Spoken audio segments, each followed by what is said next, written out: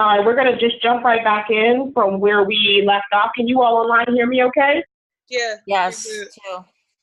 Good. All right, we're going to jump in from where we left off last class. So let me just go on ahead and start sharing my screen.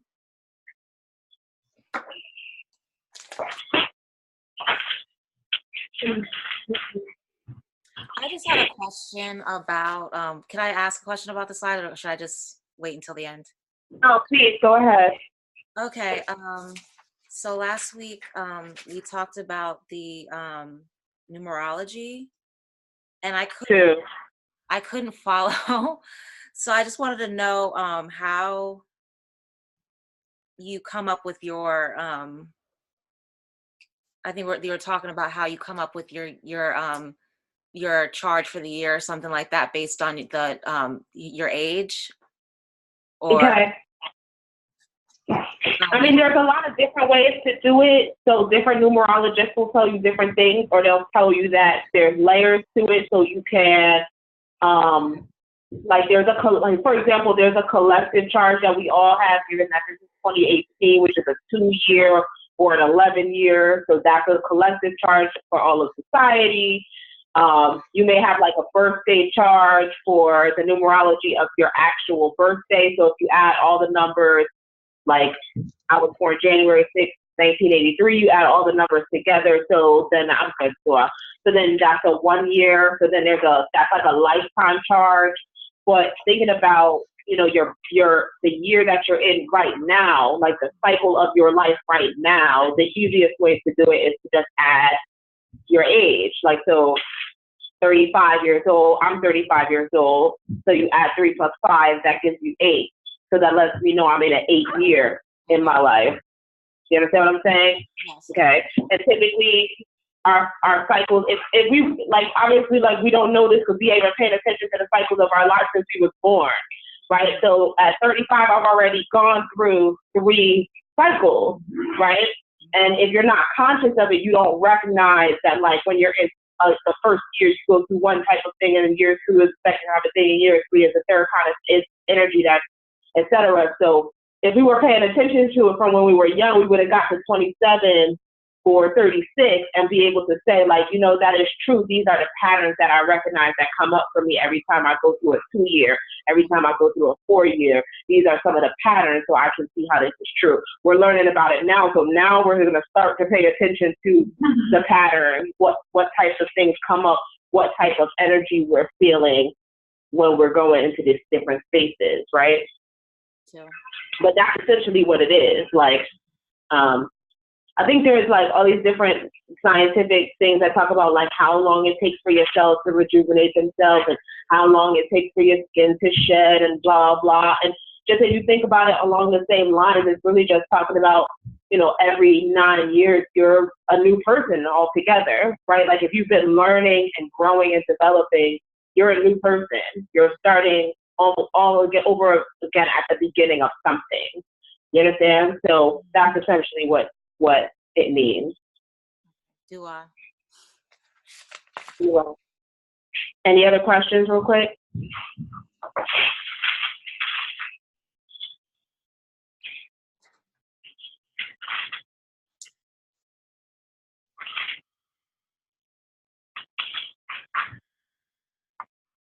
You guys good?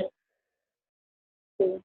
My questions are more about like the different archetypes, like the original patterns that we went over. That you knew, Alicia, Oboso, Odin,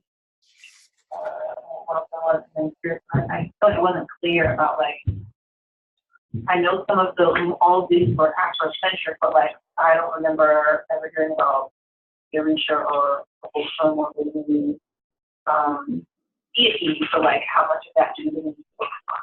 We don't. It's just a point to acknowledge that African culture has multiple, like there's similarities across a variety of African cultures.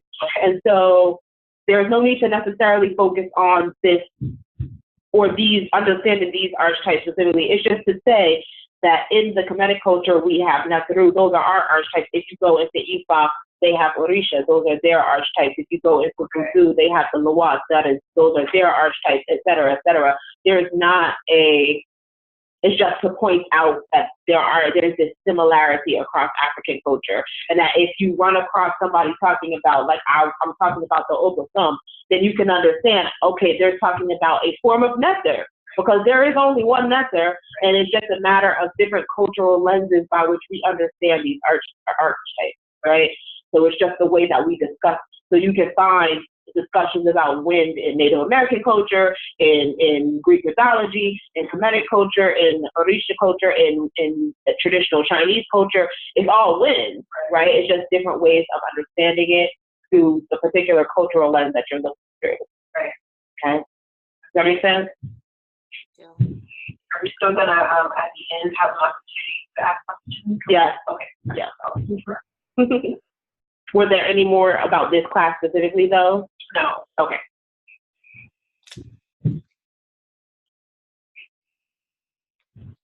Where do you get your essential oils from? So with the essential oils, the one that you have there, I typically get that like from Whole Foods or from Vitamin Shop. But the ones that we recommend, Young Living, you have to order those online. They don't sell them in any stores. Yeah. Young Living. Yeah. That's the best quality that we found. I know there's another one that that's really close. They broke away from Young Living and created their own called Terra. That's the one. Thank you. So Terra. That's what they wanted now. So essential oils, yeah. That's something that would be beneficial for the marketplace. Like when I was asking about things that offer. We're distributors too. We're already distributors. Okay. But I never see them on the table, so I'm like, would it be beneficial if I brought products? Yeah, Young Living is expensive, to be quite honest. So part of it is that unless people ask for it directly and like I'm ordering it for somebody, I don't just carry it. Yeah. And so that's why I have it. And I think one of the other reasons too is that one of the reasons why we like Young Living is because of their blends, and their blends even more become pricey. Yeah. And so that's a challenge too. So people don't typically get their blends unless, like Minty says, this spiritual work that you need to do, or this emotional releasing that you need to do, you need to get this particular oil. In which case, then people come and then they say, I need the oil. But otherwise, they're like, I could just get peppermint for food. Right. Exactly. So, not my company, but I would have to look it up. I have to go online. But I have a link on one of my websites and see the whole catalog of 2018, and it shows you the breakdown of all the prices. So I can show you some of you. All right, so let's get into this for the days of the week. So each it is? Why is it blank? It's been for a little while. Mm-hmm.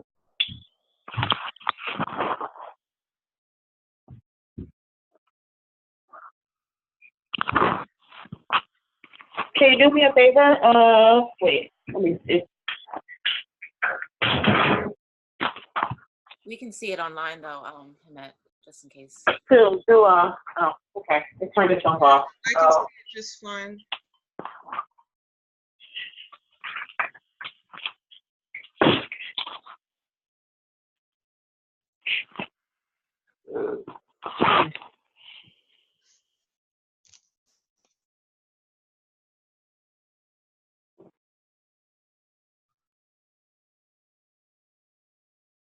All right, there we go.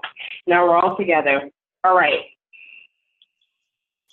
So the energy of Sunday is related to the Netzer Ra and the Netzer Ra. Okay, so what you'll notice, because we talked about Ra already, I have an image here of what the Ra looks like. And actually, Harmony, this imagery is related to what we were talking about at the Women's Intensive when we were doing the movement. We were talking about we were talking about the Wajet, which is a form of the Ora. They are connected, the serpent that sits upon the brow. So this here is the Ora, which represents the awakened feminine force. of Ra manifested, okay?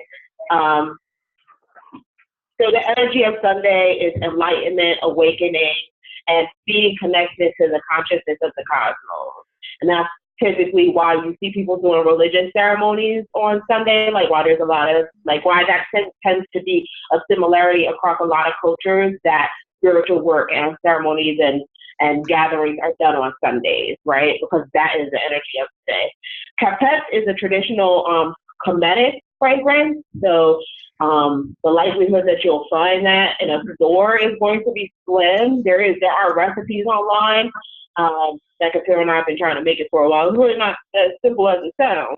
However, the easy fragrance to get in order to connect with the energy of Sunday is frankincense, okay? And then, of course, the colors on Sunday are gold and white. Yeah. Mm-hmm. All right. So the energy of Monday is aligned to the name of Monday is the moon day. It is a lunar day, and so as such, it is lunar energy on Monday. And the Netherus that are associated with lunar energy is Khonsu, who you see here, commonly understood to be the god of the moon for just purposes of distilling that down to a keyword, as well as Offset, who is an internal lunar.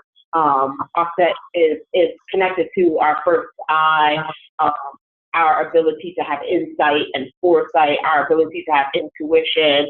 All of those things are lunar and reflective. One of the things that I particularly love about the Kemmitted tradition is that you have Netherus such as Khonsu and Jehudi, who demonstrate lunar qualities to show you that masculinity is not only solar and femininity is not only lunar. So that's just my personal feeling on the subject. The colors of the day are blue, white, and silver.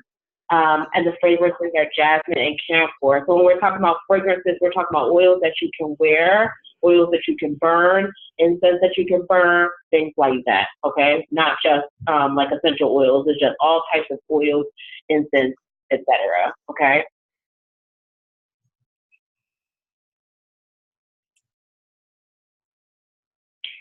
So the energy of Tuesday is a fiery energy. It is connected to the energy of Mars, which is a planet that is fiery. It is a planet of anger and aggression. It is an energy of war. So our deities for Tuesday are the war deities, Khonsu, and the energy of destruction, Sekhmet, colors being red and gold. This is a good day. If you want to get into a fight, this is a good day to do it. If you want to make peace with somebody, this is not a good day to do it. Okay? But like if, for example, you have to summon up your courage to go stand up for yourself in a situation, Tuesday is a good day to be able to summon up your courage to stand up for yourself or to be vocal or to fight back against injustice and things like that, okay? So your fragrances on Tuesday would be cinnamon and dragon's blood. Keep in mind, Tuesday, in my opinion, has a lot of Netherus. Like Satesh will be a Tuesday deity. Neith will be a Tuesday deity because of her warrior qualities and her ability to strategize for battle. So we're not just limited to Mantu and Sekhmet, and we're not limited to any two deities on any other days. These are the primary deities for those days, okay?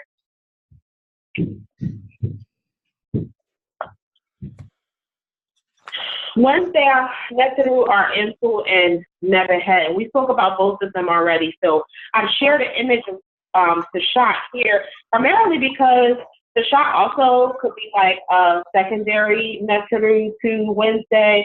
The shot is an internal deity as well. Her what you see her in her hand is actually a measuring stick, which is indicative of being able to have clear judgment, which is really the energy that what Wednesday is about. So it's about being able to keep measure of things, keeping things in right measure, you know, like measuring 3 times and cutting once, you know, just that kind of discernment and quality of thinking. Wednesday is also good for communication. It's governed by the planet Mercury. And the fragrances for that day are sandalwood and rosemary. Rosemary in particular is very good about helping us to activate, as an essential oil, is very good at helping us activate our mental capacity and mental clarity.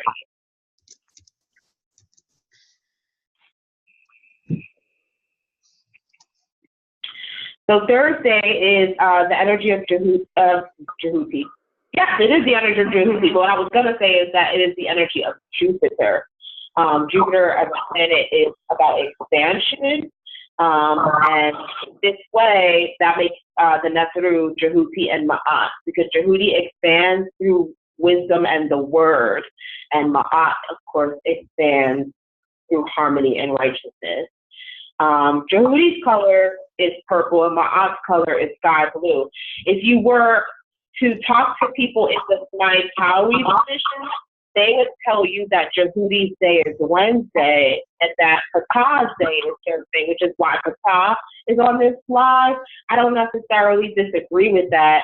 I just find Jehuti more aligned to Thursday, but because Wednesday is about communication, there's no reason why you couldn't call Jehuti on Wednesday. He would be a secondary Netzeru to Wednesday. With Patah, in my opinion, he's a secondary Netzeru on Thursday. Patah is a creator energy who creates through, like, envisioning ideas, and then he is the master craftsman, right? So first you have to have the idea, and then you have to actually create. And when you create, you are, of course, expanding. So his energy is still relevant to Thursday. It's just a different interpretation. The other thing, too, is that the Tawi tradition follows the tradition, really, of the Shrine of Patah. The Shrine of Patah is aligned to the theology of Menefer, which places Patah at the center of their theology. The Temple of Anu is aligned to the theology of Anu, or Heliopolis, which places Ra at the center of the theology. So that's part of the difference. It's not cause for argument, because it's not a conflict. It's just different interpretations of the same thing, okay? So either one be yes, preferably though the primary. But What did you say? Wednesday, what planet is that? Mercury. You don't need to write that down. That's just extra. All right. Lavender and sage will be your fragrances. Harmony, intelligence, and wisdom is your energy. Friday is the energy of Heharu and Min.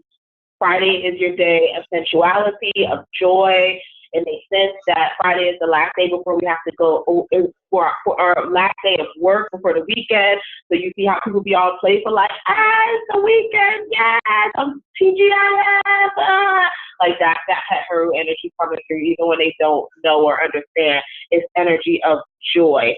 It's also, actually, Friday is a really good day to do abundance rituals. It's a really good day to do sexy stuff. As you might imagine from this image of men right here. But just keep in mind that men is not just about sex, men is about vitality and energy, because at the end of the day, sexual energy is just life energy. It's just life force. So if you have vitality, then you have the energy to create. You don't have to use it for sex. You can, but really the point is that you have the energy to channel it into whatever it is you want to do. The more energy you have, the more likely it will be that you can manifest what you're trying to manifest. If you're low of energy, then you're not going to be able to make magic happen. Y'all understand what I'm saying? Okay. All right, so your fragrances here are honeysuckle and musk. And your colors will be green, pink, and red. Green and pink are more green colors. Red is more men color. Again, actually, I would say both. I would say Heharu is also about vitality as well. Both really just high energy deities governed by the planet Venus. Really all about how we relate to each other. Saturday is governed by a star. Saturday is the planet Saturn. is governed by the planet Saturn, which is a planet of restriction. So it's really all about bringing everything back in. So like Jupiter expands and Saturn brings it all back in. So that's why we have just a star actually, because we're really talking about just taking it down, like when people like want to sleep in on Saturday and just like not do stuff. That's part of why, because the energy is coming back after it's expanded. It's come back in. It's constricted. So it's a good day for meditation. It's a good day for rest. It's a good day for restoration and stillness. It's a good day to vegetate. Your color is black. I included an image of Newt here. We don't usually talk about Newt as an energy for Saturday, but I thought it made sense because she is the vessel that allows Ra to restore himself overnight. Because in our stories, Ra sails in his solar bark across the sky, and then when the sun is setting, it is because he is going into the body of Newt to be restored. So Newt herself has the restorative qualities, being able to be enveloped by her darkness, her stars, her sky, being consumed by her body, rejuvenates, and then Ra is reborn. That's a part of our story. So just thinking about, I was putting this together and thinking about what would be a good secondary Nesru here. I definitely think Newt makes sense. Okay. All right, so that's it for our understanding. I know, I see that. But does anybody have any questions about the days of the week? What was the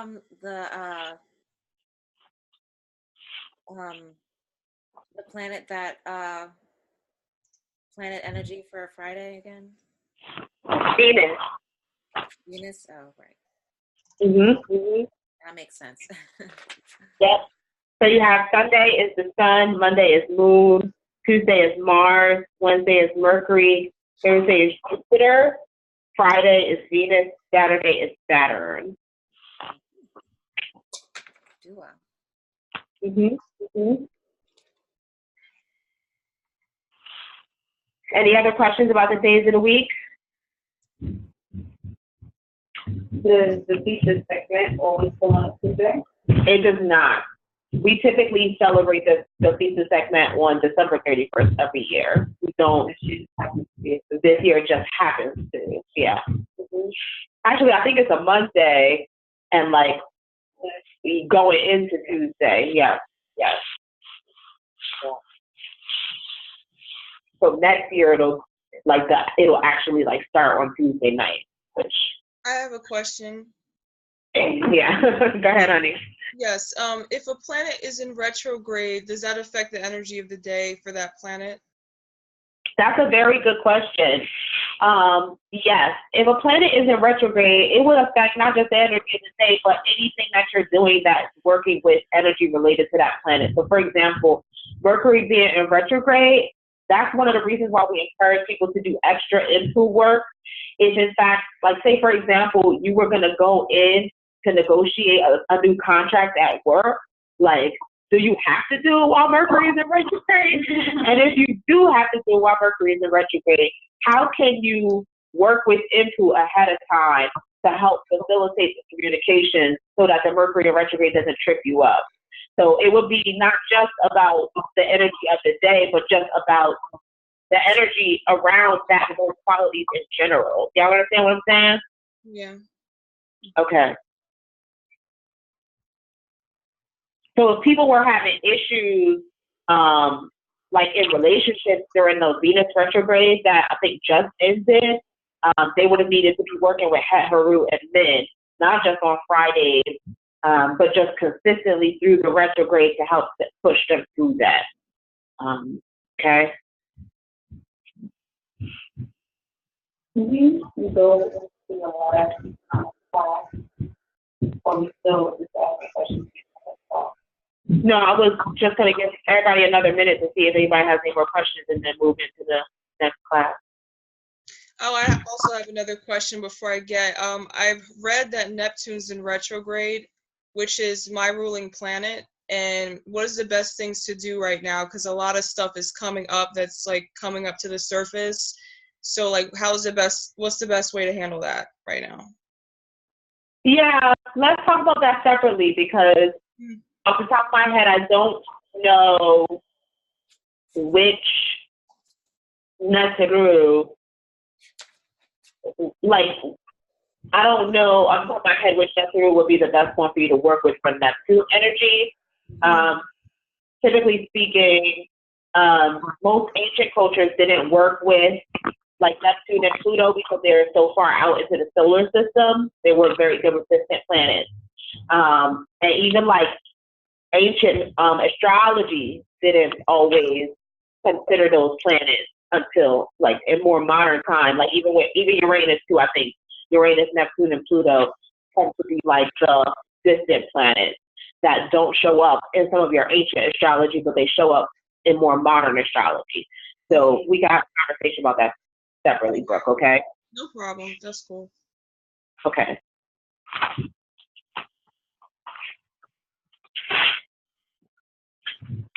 All right, so let's step into this class, which is called Committed to Kemet in the 21st Century. I'm happy to share this document with you guys. Jeez, what is happening?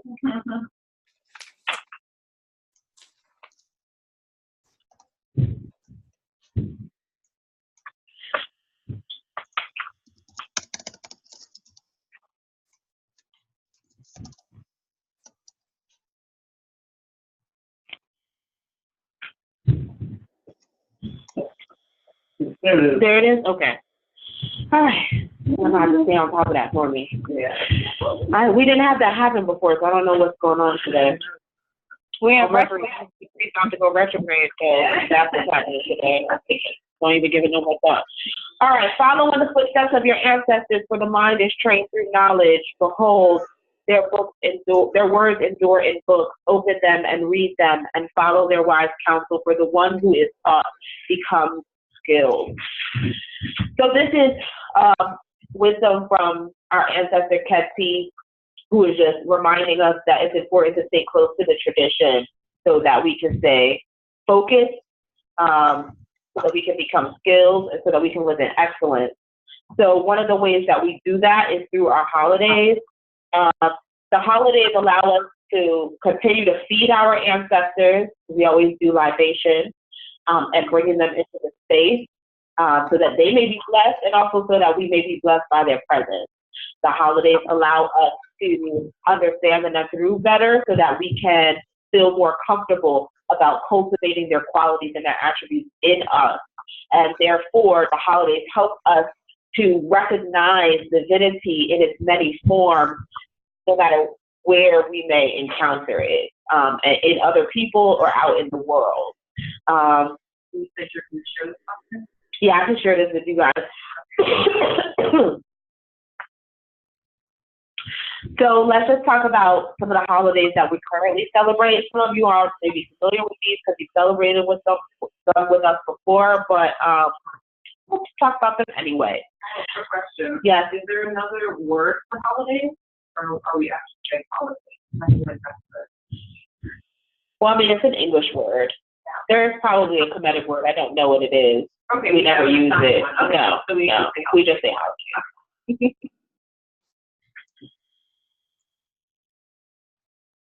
Yeah. All right. So Judd, winter solstice. This is, or celebrated at the winter solstice. This is the raising of the Judd pillar. The winter solstice is the shortest day of the year.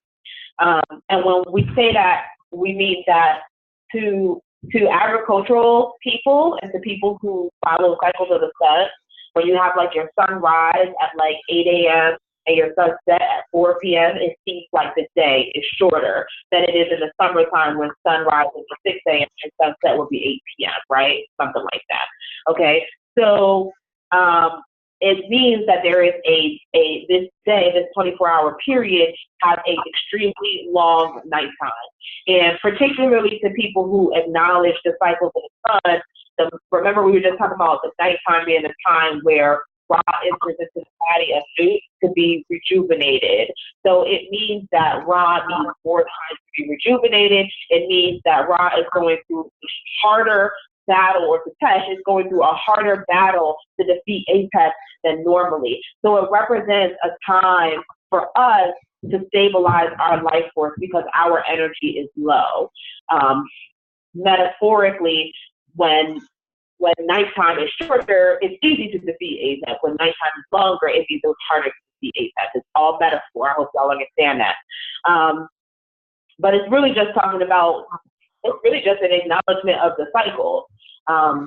If you all understand the cycle of how the year flows, winter time, from the winter solstice into the spring equinox, the energy is building.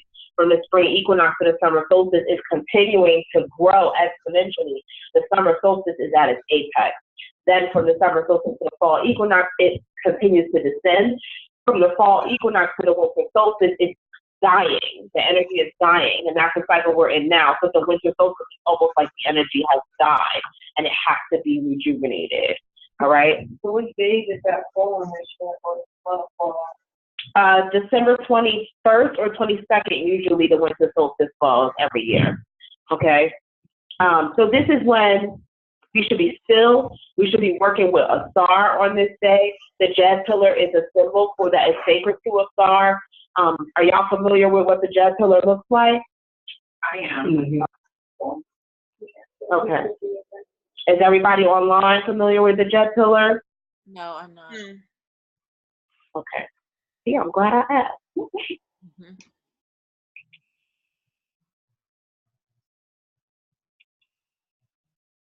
Actually, I use this one. Yeah, okay. So this symbol here is the jet pillar. Now that I picked that photo, I don't like it anymore.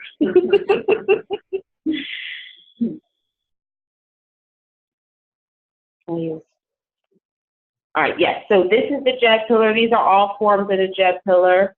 This over here is technically what the jet pillar looks like at Web and Jet once it has been raised. You see, this is the feather crown here with the sun disk to show that the energy will triumph. After all, this is the red ribbon of our set to demonstrate that our set rejuvenates or brings a star back to life again. So this is the symbol of what it looks like when we've triumphed, okay? And this is the jet pillar just in a general sense. The 4 tiers represent 4 different aspects of health: physical, emotional, mental, and spiritual, not necessarily in that order, okay? Some people have said it also represents north, south, east, and west. I'm not against different interpretations. It just has to make sense. The jazz pillar is about the backbone of a star. So it is about being able to be safe, stable, and strong no matter what the challenges are that you face, okay? All right, let's go back to this. Masharu, we celebrate on December 25th because that's the day after the winter solstice when the energy begins to build again. So again, it is metaphorically recognition that the energy is reborn and that our power is to regrow. Masharu means the birth of Haru, and Haru, as we spoke about in last class, is a symbol for our ability to channel and manifest the divine will on earth. Okay, the solar power being able to express itself through us. Was there a date for Web and Jet? The winter solstice, which is usually either December 21st or the 22nd every year. Mm-hmm. It changes based on like the solar calendar more than anything, not based on like, okay. All right. So one of the reasons why we give gifts at Masharu is because we recognize the gift that Haru is to the world. Haru was born in order to restore his father's kingdom on earth. I know that sounds very familiar to the Jesus story, but the whole goal of Haru was to stop Tetesh from poorly ruling Kemet and taking over the land that was rightly his as the city, right? Was to avenge the murder of his father. So that's the symbol there. And so we give gifts, and we typically, again, strive to give gifts that are feeding to one another. So not just like, look, mommy, I got an Xbox. Like, I got an Xbox. I am giving you something that is going to feed and nurture your spiritual, mental, emotional, and or physical health. Okay. Not to say that Tuesday games are not fun sometimes, but and sometimes I guess they can nurture our emotional health. We gotta have fun. All right, the Fiesta segment is always celebrated on December 31st. The Fiesta segment is also called the Festival of Drunkenness. It's interesting because I actually got into like an Instagram battle with somebody yesterday because they posted on the temple of a new Instagram that we shouldn't eat food before we do spiritual work at the Fiesta segment. And you all might notice, like, we don't do a lot of spiritual work at the Fiesta segment. And one of the reasons why is because it is the festival of drunkenness. It is not meant for you to be doing spirit invocations like we do at Web Front Pet and just like heavy dancing and heavy meditation and heavy trance and heavy ritual. It's meant to be a day of joy. It's meant to appease, like Sekhmet represents, of course, the destruction. So Sekhmet can also represent our impulses to self-sabotage and destroy our own ability to gain success. And Sekhmet can also represent the outside forces that sabotage and destroy us. So it's meant to appease that energy so that that energy will no longer sabotage us or be an obstacle in our path so that our own self-sabotage nature can get out of the way. But it is about saying, like, I enjoy living a life of righteousness, and therefore I am not unhappy about having to continue to walk this path. So it is the opportunity for us to just have a good time. That's the only day of the year that we actually have wine or beer or any alcoholic beverage at the temple. We don't encourage in indulging in alcohol at all. So within the culture as well, only when you drink for that occasion, it's not recommended to you to, like, after a long day, have a glass of wine kind of thing. It's not recommended because what happens is that becomes people's solace, right? Versus like after a long day taking a spiritual bath, right, or after a long day going into a deep meditation. Like unfortunately, like I guess this culture like kind of normalizes the idea of like drinking wine at the end of every day, or drinking alcohol at the end of the day. I just gotta have a beer. I'll relax after I have a beer. And like, but in a spiritual culture, relaxation comes through multiple different means. So it's not to say that I think part of the reason why we don't encourage it as a regular point is because a lot of people just don't have structure or discipline around it. You know what I'm saying? So we tell people don't do it. But I think if you were saying like, I'm about to do this work for Het Haru, I'm about to do this work for Sekhmet, I'm about to do this ritual work, there could be reasons why it would be justified, but that's not usually why people want to drink. Okay? And not to mention, in the Black community, we also have a lot of substance abuse issues. So I think just as a general principle, it's probably safer for us to encourage us to cultivate a relationship with stress relief in a healthier way versus using sexual things. So like we don't really encourage, like people will talk about like ayahuasca and mushrooms and blah, blah, blah. Like we don't really encourage none of that either. I'm not gonna say it's bad, because I understand why people are using it. I just say like we can have transcendent spiritual experiences in other ways. You're right. Substance use is that really big in our community, and I feel like sometimes people gravitate towards particular systems that do not shun it. So like for instance with marijuana, everybody wants to get rock stuff, so you know what I mean? Or other practices that, like for instance, like try sometimes for the for the offering, you might have wine, so it's kind of like, oh, well, we could drink. So if I did like advocate for that kind of not force them to kind of leave that are in traffic now behind, so to speak. So I definitely agree with that. What's interesting too about Ifa that you mentioned is that Ifa has taboos. Like you could have a particular Isha or Orisha that has your Ori, that has your head, and that Orisha will be like, you can't have chicken. Like, yeah, I guess you can have wine if you want, but you just can't have chicken for the rest of your life. You're like, what? So it's still gonna challenge you to have discipline at the end of the day. Like it's still gonna tell you, like, in order for you to live in alignment with what it is you're trying to be and do in this lifetime, you need to have this discipline. So that's really all it boils down to. You know, some people don't want to have that discipline. Like, I can't force it. I'm not going to come up to your house and let me check your house for alcohol. Like, that's totally on y'all. You know what I'm saying? But I would just say it's something we discourage mainly for those reasons. We just don't want it to become a trap for people or become a thing that causes you to slide down a slippery slope into it that we have to start cultivating the relationship with our spiritual tools so that that's what we turn to first. And then like, well, I want to have a glass of wine, but I've already done my meditation or I'm not doing it because I'm feeling emotional. Same as like with food. I'm not eating food because I'm feeling emotional. I'm not like eating this chocolate because I need that chocolate in order to feel good because I've already done my spiritual work to feel good.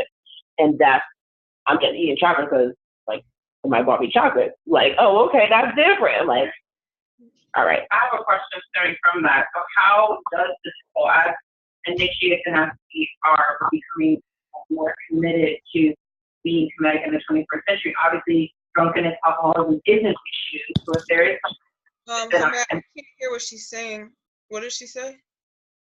No, I'm gonna let her finish and then I'm gonna repeat it. Go ahead. Okay, how cutting in and out.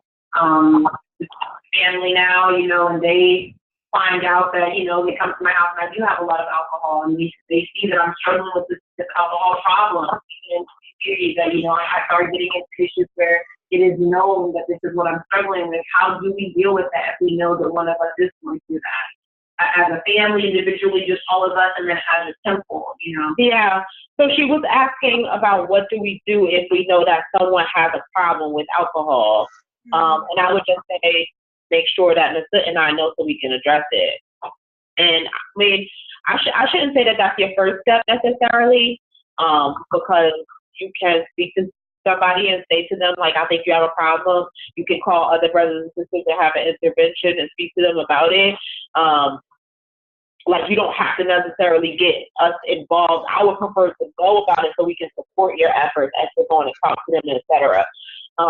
People are tricksters, though. We're going to talk about that in a minute. People are tricksters, and they'll be like, oh, you're not a real authority, so you don't have to listen to, I don't got to listen to you. Or they'll be like, oh, you only see me drink like 2 times, so I don't really have a problem. Like, you're blowing this out of proportion. So one of the reasons why I said I would prefer to know about it is because if it escalates, then I'm prepared with all the information, right? Like, I can let you handle it until it gets to the point where you can't handle it no more. But you understand what I'm saying? Yeah. Because ultimately, if somebody really has an addiction and they're not ready to address it, like, they're going to find ways to not have to listen to you. But number 2, they'll also try to find ways to not listen to me and the sit either. Like, if somebody's addicted, like, what's the first step of dealing with your addiction? Your Alcoholics Anonymous, they say you got to admit you got a problem. If you're not willing to admit it, then we got a problem, right? And so I would just say, like, first and foremost, speak to them. If other people come to you and y'all are all talking together as a family or a clan or members of the temple, y'all go to them together to process, to offer your assistance, to try to do so from a place of love and support, not from condemnation and judgment, because you never know what happened to cause somebody to spiral like that. Like, somebody could have been raped and cause them to spiral. Somebody could have, they carjacked at gunpoint and it scared the crap out of them, and now they spiral. You just never know what could have happened to cause that to spiral like that. So we always have to try to come at these problems with compassion rather than like judgment and condemnation, because that only makes it worse anyway.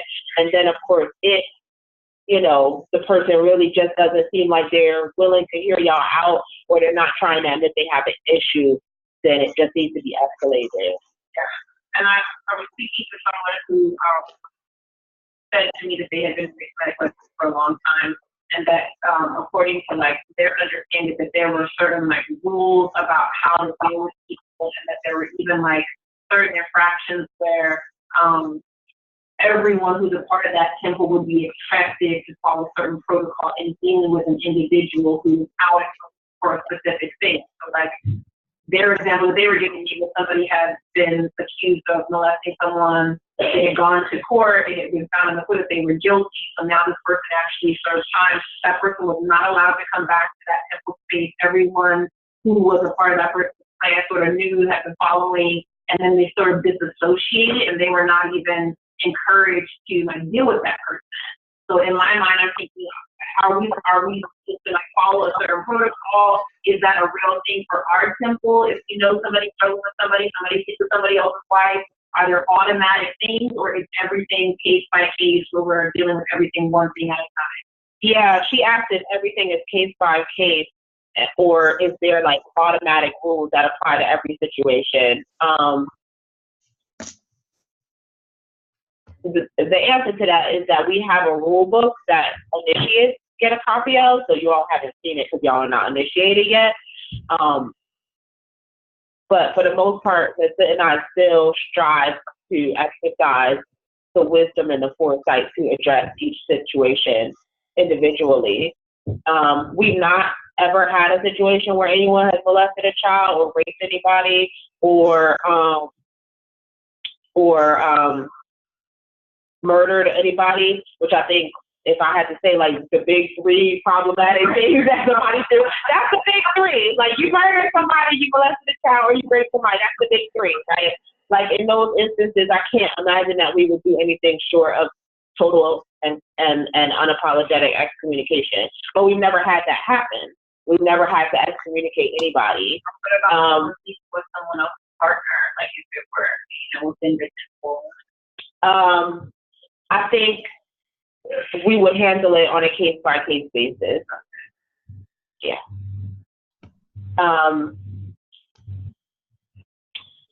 Yeah.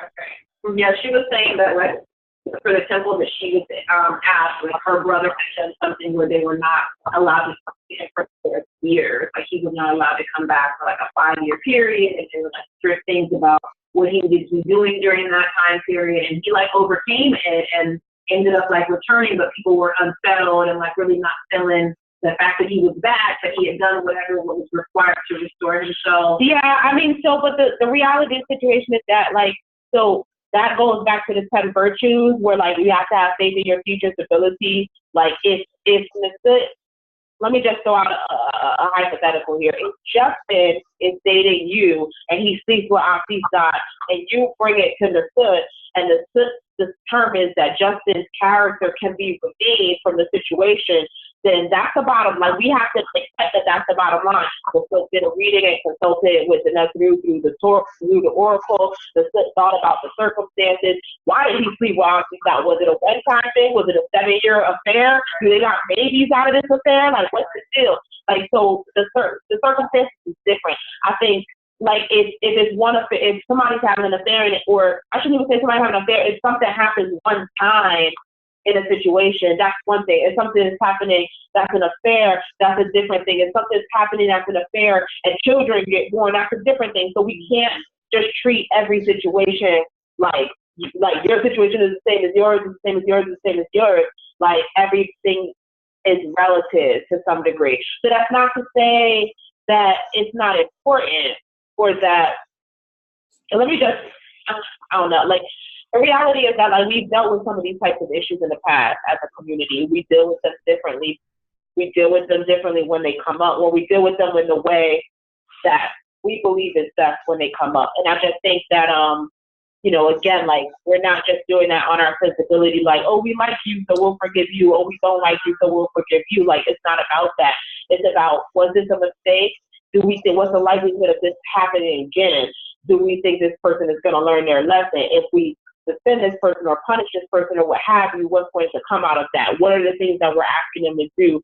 And are they doing those things in the time frame that we require them to do them? So that's how we've handled those types of things in the past, and I feel like it's worked for us. The people who are still with the temple who went through these things followed the charge that Nissa gave them, and then we've been straight ever since. Yeah. So I don't, as of right now, I can't say like that we would handle it any differently. I don't know that I think we have a reason to. And again, like I said, with the many things that I mean, I was just saying this to my mom the other day, like, you know, I remember being young and being at the Methodist church that I grew up in, and after church they would have like meetings, and I remember being so frustrated because the meetings will always spiral into like total arguments and chaos, and they would just be down there screaming at each other, like just Wah! And I'll be like, y'all will be Christian people, like. And now we are in the temple, and like y'all cats sometimes be worse than the church cats with the drama. Like it's so much drama. It's so much like, I don't like this person. This person looks at me sideways. This person didn't say hi to me. How come I always gotta say hi to her first? She'll never say hi to me first. I'm like, are you serious right now?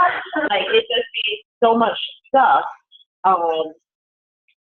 You know, I'm just at this point convinced, like, people bring drama and people bring stuff.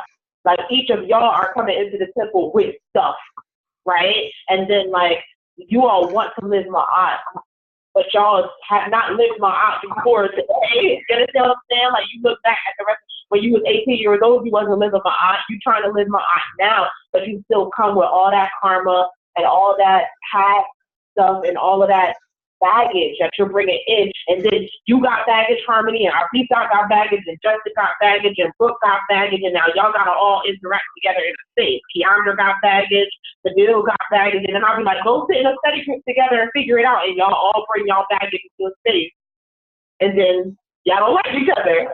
That's what happens. Like, it's natural. It happens. Like, y'all have had fewer problems than any of the first time classes ever taught. It's just natural. Like, it happens. So over time, the point is that we deal with that baggage, and people release themselves from things, and people learn lessons, and people evolve, and people bring themselves into closer alignment to Ma'at, and people evolve, and then we have less drama from them, and then we get new people, and the new people bring new drama. It is what it is. Like, that's just the cycle. So, all right, so let's get back to this holiday thing. So Heaven Hetepet. Wait, I feel like I skipped one. No, I didn't. Okay, Heaven Hetepet, the Festival of Heavenly Reward, also known as the Feast of Light. So Heaven Hetepet, we celebrate or we acknowledge at the first communion of the calendar year. So we have the Feast of Segment on December 31st, and the first communion following December 31st is when we acknowledge Heaven Hetepet. What you should be doing in your home for this occasion is lighting lights, votive candles, or tea lights, contemplating the oneness of the Creator that exists within and without. Let me just change that real quick. Keeping your eyes on the light to bring you through the crisis in the dark night. And then our ceremony at communion is one that allows us to think about what we are charging ourselves to cultivate in ourselves for the year, what goals we're hoping to accomplish that are going to bring us closer to who we're meant to be. So I would say do the contemplation like the day before, and then come to communion with your answers from the contemplation. So Hedet Ma'at, the presentation of Ma'at, which y'all know is performed twice annually at the first communion following the equinox and the first communion following the fall equinox. So this is when we rededicate ourselves to our highest ideals, which are the 42 Tebra and Ma'at. Some good questions to ask ourselves. What is the quality of my circumstances since I have been diligently committed to Ma'at? Interestingly enough, a lot of times people come to the legacy and they start to have problems for like the first couple of weeks, and then they iron out some of that baggage, and then things start to go up. So it's very important for us to chart our growth, to chart our transformation, and to chart the way that things have shifted in our lives since we have shifted our consciousness. As I always say at Connect Ma'at, we should only perform this ceremony if we are willing to accept full responsibility for our transgressions, and if we're actually going to make a genuine effort throughout the course of the 6 months to be committed to walking Ma'at. If you have any wavering in your heart, mind, body, spirit, you should not participate, okay? The spring equinox is the festival of Pet Haru and Min, also the equivalent of Kemmitted Valentine's Day. The spring equinox represents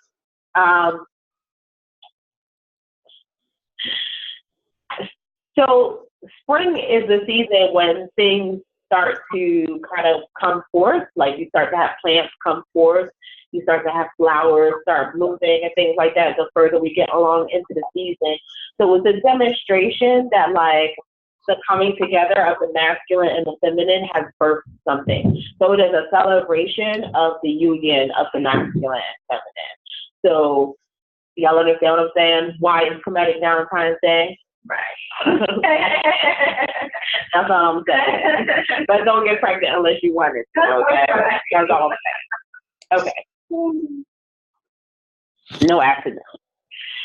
The summer solstice, I don't know why I said, or this is old, so let me take this out. Because we do understand how we celebrate the summer solstice. I'll add something new there. The summer solstice is the apex energy. It is Ra at its climax and Ra at its most powerful. So this is when we honor and celebrate the solar force. And, in the last few years, we've taken to honoring the solar force that by demonstrating our own talents and gifts, shining a light on the attributes that Nessa has blessed us with. Like, how are the ways that we shine? What are the gifts and things that we contribute to the world and to our community that make all of us collectively better? And how can I give back to the Nessaru by showing off who I am? It's okay to be a little showy and braggy at the summer solstice, so like whatever it is you're super good at, I'm gonna do a dance, I'm gonna do a play, I'm gonna sing, because the whole point is stepping into the spotlight. That's the whole point of that. That apex of Ra energy, that's a spotlight. It's shining right on you. How are you going to allow yourself to shine? How are you going to let your energy come forth, stepping out there, but doing so to the glory of the Nessaru, doing so to the glory of Ra, okay? The 6-day feast is celebrated 6 days after each new moon every single month. So, I think we just had a new moon like Wednesday. So Tuesday. So that would be the 6-day feast. This month should be celebrated this coming Tuesday.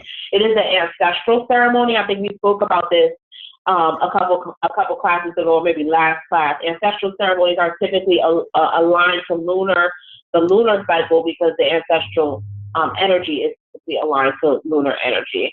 And so specific classes of ancestors are meant to be honored during specific ceremonies and specific cycles of the moon. This particular festival is really good for honoring our close ancestors, like people who have recently passed, and people who are close to us, like beloved to us. That's one of the reasons why we focus on that. It's been a long time since we've done the 6-day feast as a community. We do it every so often. This isn't a process. His intention was not for us to kind of come together as a community, because it could be any day of the week. Like, it could be like a Wednesday at 4 o'clock. You got to do the 6-day feast. Like, we can just everybody take off work, right? So the goal is really to acclimate everyone to what to do in their home to honor the 6-day feast.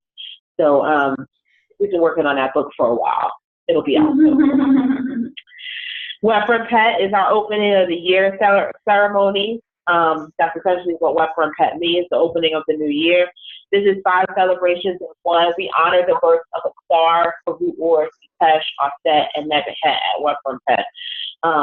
Traditionally, Wefren Pet was celebrated as a 5-day holiday.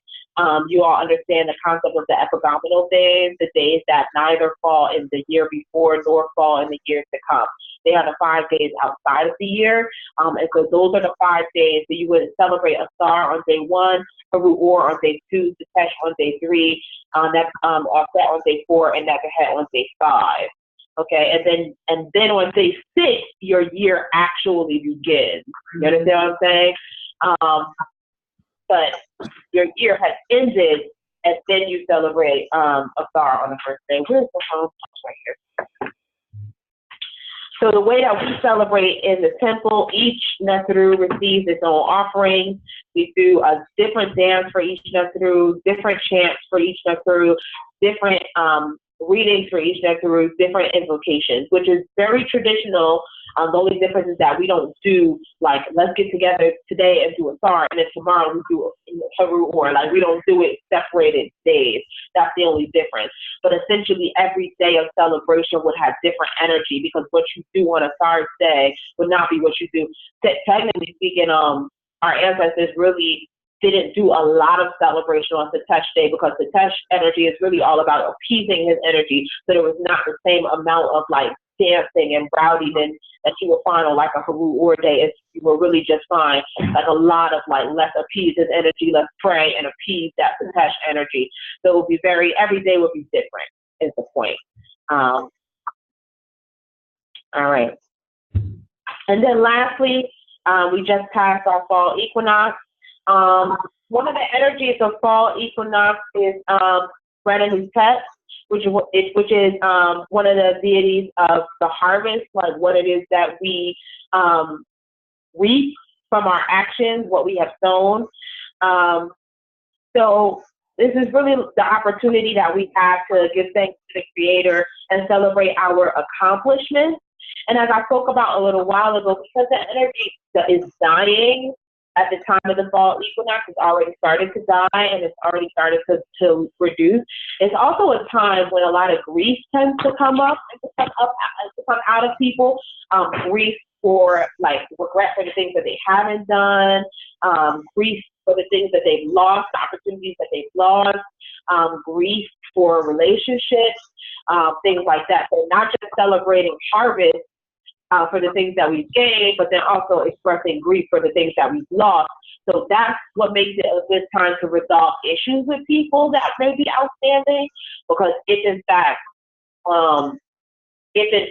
you have lingering grief, that's a good time to release it, okay?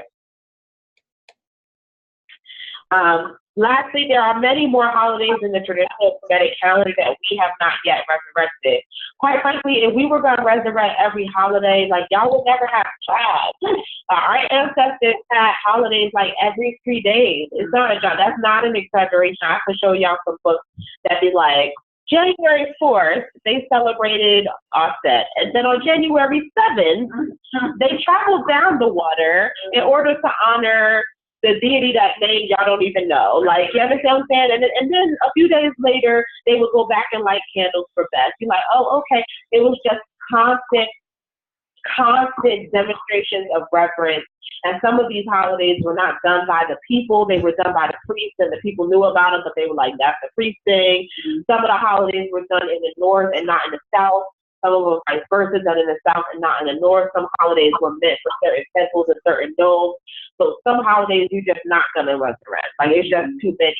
But when you look at a full Kemetic calendar of all the holidays that have ever been, like, we've ever been able to discern from the records that we have, like, we could never have no time to do nothing else. We would just be spending our whole lives honoring the Neteru, which is not necessarily, I'm not a complaint, but I'm just saying, like, I know people have to eat and pay rent too. So it's been nice for them to be able to do that and not have work and worrying about. Oh no, they still had to work. I mean, no, they were able to accomplish it, like, to actually pull it off. We have work. I don't think we could really actually pull that off unless we all lived communally somewhere and it was built into how our work was structured. So it's interesting. I'm curious about how were they able to do all the other things they were responsible for. So, Yeah, I would say, like I said, part of it is because, again, they weren't necessarily celebrating every holiday anyway. Again, some of the holidays were specifically just for priests to observe. Like, so for example, those of you who were at the Het Haru, the Nuts Relationships workshop that we did in August for Het Haru, y'all remember we spoke about the marriage between Haru Or and Het Haru, and there was a whole like 2-week festival that took place around that.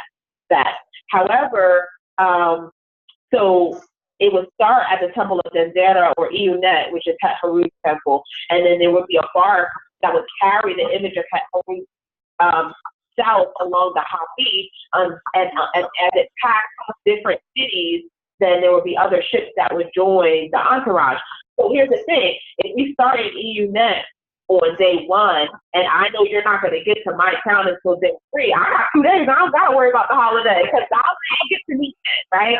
So that's part of how, and then of course, if I'm in Iyunet and the ship has left, Het Haru has left, like if I'm not with the entourage, I'm working, you understand? So that's kind of how, and then even still, that holiday is a great example because it took them a week to get the image of Het Haru down to the temple at Edfu. I apologize because that might not be the Kemmitted name of the town, but we'll move on for now.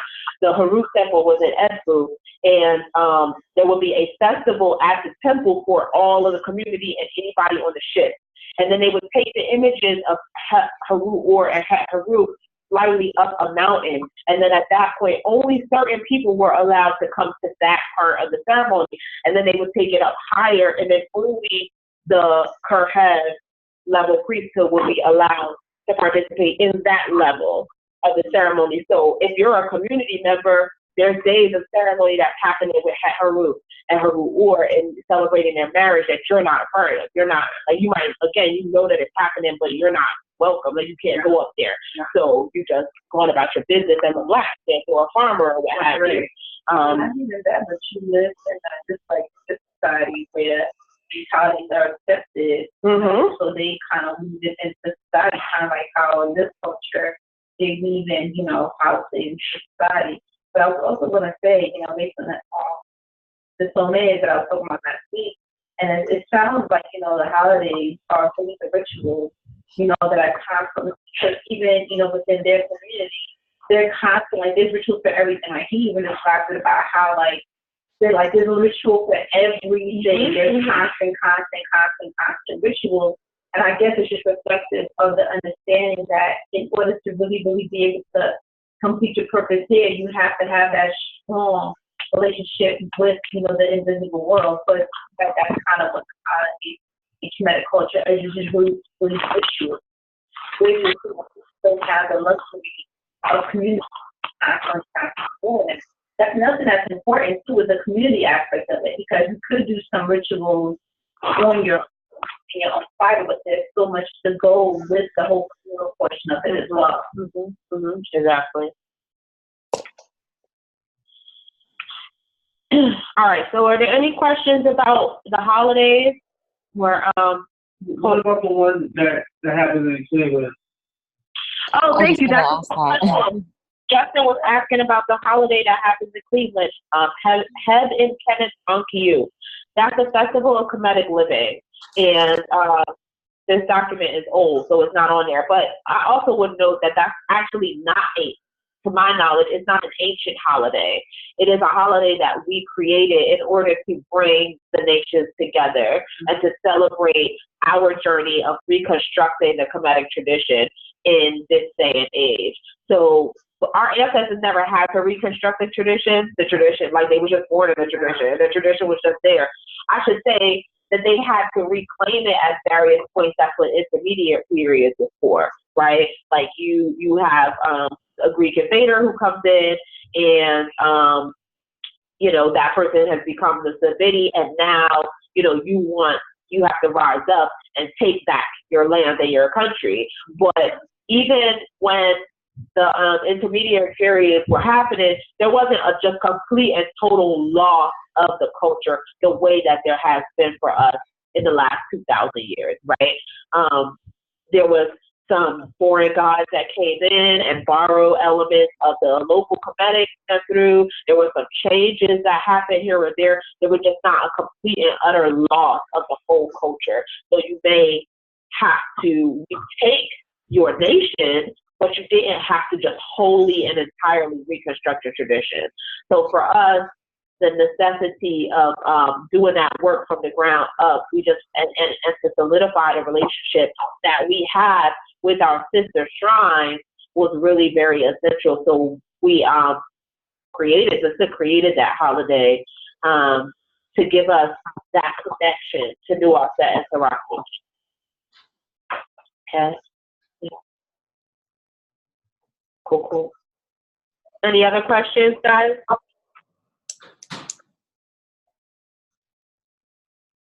You all right, Boo? Absolutely.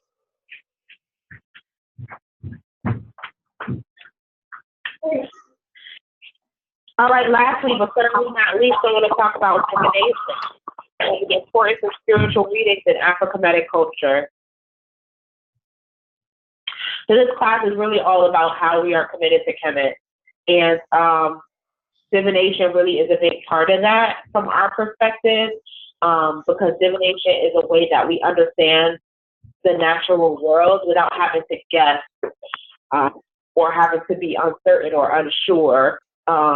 It allows us to be able to get insight into things, into circumstances, and help us to make wise decisions so that we're not just making decisions based on our own whims and impulses, particularly because, you know, a lot of times people come to the temple and they're tired of making decisions on their own whims and impulses because their own whims and impulses have led them astray. So if that's the way you feel, then what's the way by which you are learning to make decisions that come from a higher place? And so divination helps us to do that. So from the Latin divinare, divination is the attempt to gain insight into a question or a situation by way of a whole standardized process or ritual, which is essentially what I just said.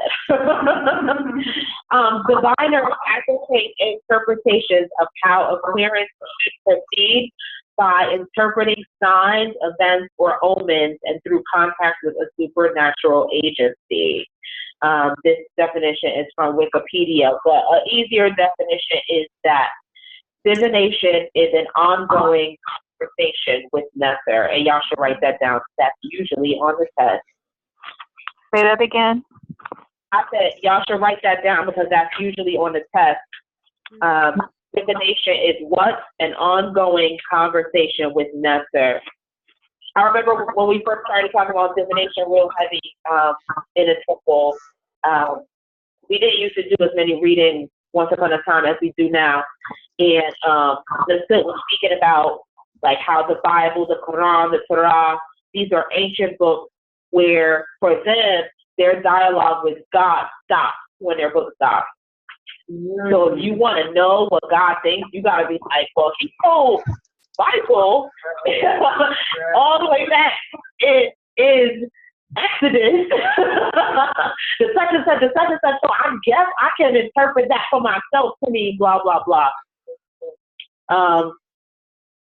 In these traditions, there's no messages that speak to the changing world or the needs of modernization. Whereas in African tradition and other indigenous traditions where divination is encouraged and valued, we continue to speak with the divine forces regularly. And not just about communal concerns, but about specific personal issues. Divination allows us to receive insight that applies to you specifically as you need it right here and right now. So how is this different from fortune telling? Fortune telling is someone who is attempting to tell you that they know the future. And they are typically telling you what to expect, which is independent of your choices. Like, this is what's going to, tomorrow you're going to wake up and such and such and such and such. And I don't know if any of y'all have ever had readings stuff about like or want psychics or what have you. But they'll try to prove to you that they are the real people by telling you things about yourself. Like, when your mom was 17, she dated somebody named Bill. And you go, oh my God, how did you know that? You know, that's fortune tellers typically do that.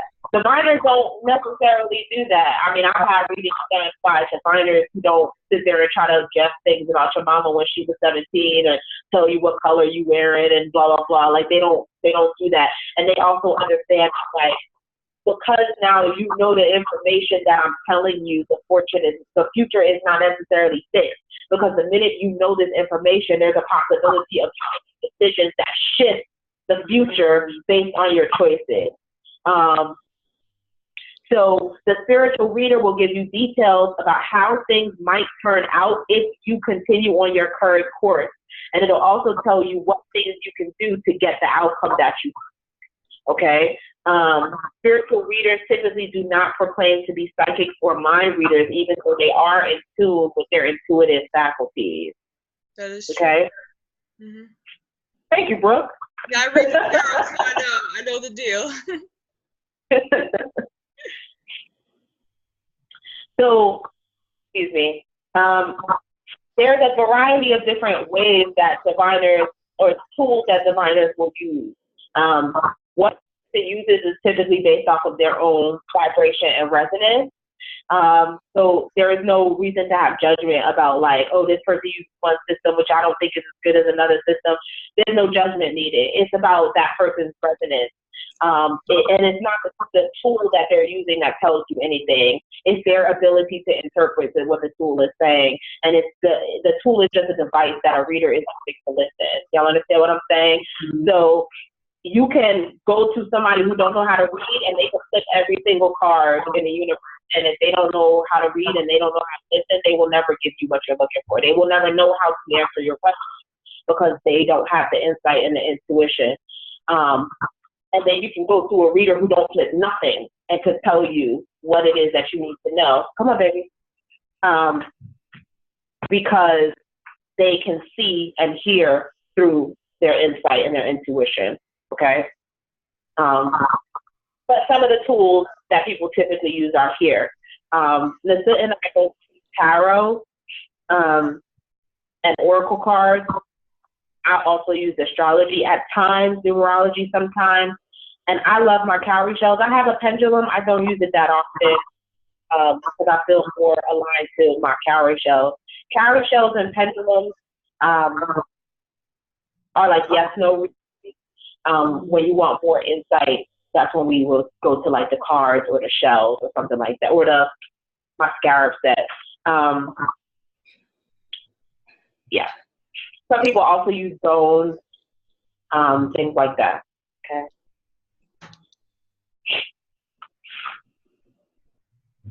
So, sorry, y'all, that's the phone. So, oracle reading, we encourage people to get life and destiny reading because that oracle reading is the one that makes clear your mission in this lifetime. Okay. You also get a reading when you receive a name, and you receive a name as part of initiation in the Kemmitted tradition. Y'all remember that we talked about the 5 staffs, right? Already? Mm-hmm. We did. What are the 5 staffs? Somebody online, y'all remember the 5 staffs? I don't remember. Uh-oh, guys. I don't think we went over them. That's all right. We about to find them. We're going to go over them today. And then it's going to be on the test. Uh-oh.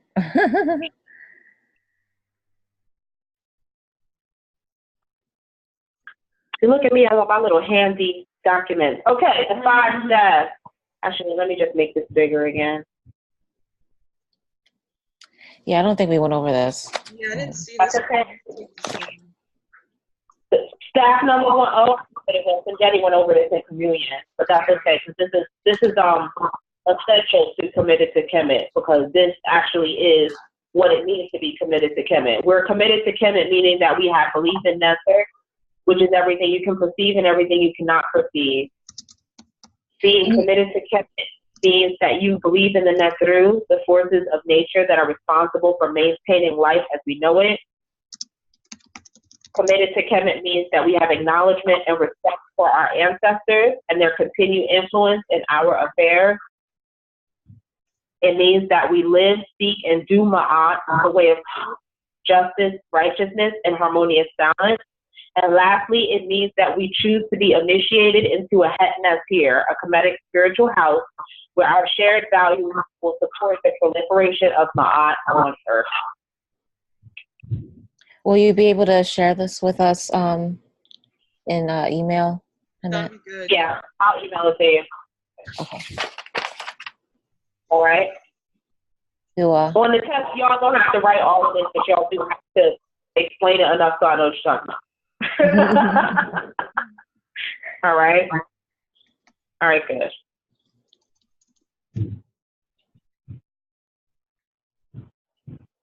All right, so let's go back to here. Yeah, that's where we was. Okay. All right, so because being committed to Kemet involves initiation, when you're initiated in the Temple of Anu, you receive a red, a name, and you will also get a reading. So there's a reading that's done to divine your name. You'll get a copy of that reading. There's a Netru that governs your name, meaning that's the energy that will help you to live yourself into your name, because your name reiterates and reflects your purpose and mission in life. Okay? So if you ask somebody in the temple what their name means, like that is for them a message or a reminder of what work they're meant to do in this life. Reading helps to demonstrate where your strengths are and where your weaknesses are. Typically speaking, most readings will tell you what obstacles you have to face, what challenges you have to face, and you're trying, especially if you're trying to accomplish something like I would like to know if I'm going to get this job. Like, you could get it if you do X, Y, Z, and do this, and impress the boss. Like, oh, okay. Remember, like, weakness is really just about energy. It still all goes back to energy. Like, it still just goes back to, like, are you directing energy into the right thing? Are you motivated? And if you're directing your energy, if you're motivated enough to direct your energy into this thing, then you can move and shift this thing into your favor. If you don't direct your energy into that, and you direct it into something else, then you can't move and shift that situation over there. That's really all it boils down to. So readings help you to learn what you need to know and what you need to do to not be weighed down in the physical plane. Okay? So when should you get a spiritual reading? Again, you should get one. You should get your life and destiny reading if you haven't got one. You should get one prior to making major life decisions. So if you want to get married, if you want to move in with somebody, if you want to have a baby, if you want to buy a house, if you want to take a job that's going to make you move to another state, if you want to, say it again. Yes, if you want to send your son to Nigeria, you should get a reason about that. You should get a reason about that. Actually, recently, I've had somebody come to me like, should I cut my hair? Can you do a reading about me cutting my hair? I've had people come to me and say, I want to know if I should start looking for a job. Can you do a reading about that? I have an idea about starting a business. Can you do a reading about my business idea? I have or I'm about to invest in somebody else's business. Can you do a reading before I give them any of my money? Right? I'm about to partner up with this person in business. Can you do a reading before I such and such and such? All of those. All of those are good reasons to get readings, because why would you walk yourself into something that then you got to be like, dang it, I'm out $20,000. You should have just got now. Let's just keep it real though. Sometimes you're gonna be out $20,000. Why? Because you needed to learn that lesson, and that was part of your karma. That's just a fact. Like, sometimes we have to go through stuff. I've had readings done on people, and I've been like, yeah, the reader says you gotta stay the course, and then the stay in the course be like real painful to watch. You're like, ooh, I really wish I could have told you to not do that, but like, you just needed to go through that. So, learn your lesson this time, so you don't have to go through that again, right? Like, it just is what it is. But at least you're prepared. you know, like, this is what the next good answer that told me I gotta do. Like, I'm not just going through this challenge for nothing. And what about having a reading done and then having it done with a different person and multiple times? You should not do that. You should not have readings done by multiple people, because you should not be going to readers that you don't trust. So if you get a reading, that's the answer. Hard stop, right? So I do not encourage people to get readings from people that they don't trust, or people that they don't believe, or people that they can't follow what they have to say. And I also don't, that's like, you know, some of that is like our trickster stuff coming out, like, oh, I'm going to get a reading, and then the reading doesn't tell me what I want, and so I'm going to go get another reading, and then that reading doesn't tell me what I want, so let me go ask somebody else. Like, no, spirit is spirit, and you keep messing around with spirit, and spirit's going to be like, oh, you went ahead and make that mistake because you want to keep asking me. Now, I already told you not to do it, and you want to keep on asking me, and then you be like, oh, it's turning out bad for me. Like, well, you should have listened to me the first time when I told you no. You know, it's kind of like what you do with your kids. Like, oh, so you want to touch the stove? Go ahead and get burnt then. Right. See, I told you not to touch the stove, right? It's the same thing. Like, spirit will do that to you. It's like, go ahead and make that mistake if you're so determined to make that mistake, right? So I don't encourage that. In fact, if I find out that you got a reading from the good, I will not do a reading for you on the same issue. Not without, like, months passing. Like, it's one thing to say, like, well, 6 months have passed, can we look into this situation again to see if things have changed? That's totally different. But, like, I got a reading on Monday, now I'm calling you on Wednesday. Like, no. It's only 48 hours. Nothing has changed that much. You need to chill and do what they're supposed to do, or do what that piece I told you to do, or move shut that, whoever did a reading for you, do what they told you to do. Calm. Right? And what about when you were talking about going into business with someone, or if it's involving another person and they get a reading from someone that they trust, because you're not both getting readings from the same person? How do you interpret, like, whether or not the reading that they gave, you know, it has more weight than the reading that the one that you got? So you're both talking about the same thing. You went into business together, being in a relationship with someone, you know, starting an endeavor. If their reading is saying, you know, yes, everything is good and that he was great, but then you got a reading that said, no, this is not the right thing. It just might mean it's not the right thing for you. It might mean that the situation is a good situation. She was asking, what if you're going into partnership or business with somebody and y'all each get separate readings that have conflicting results?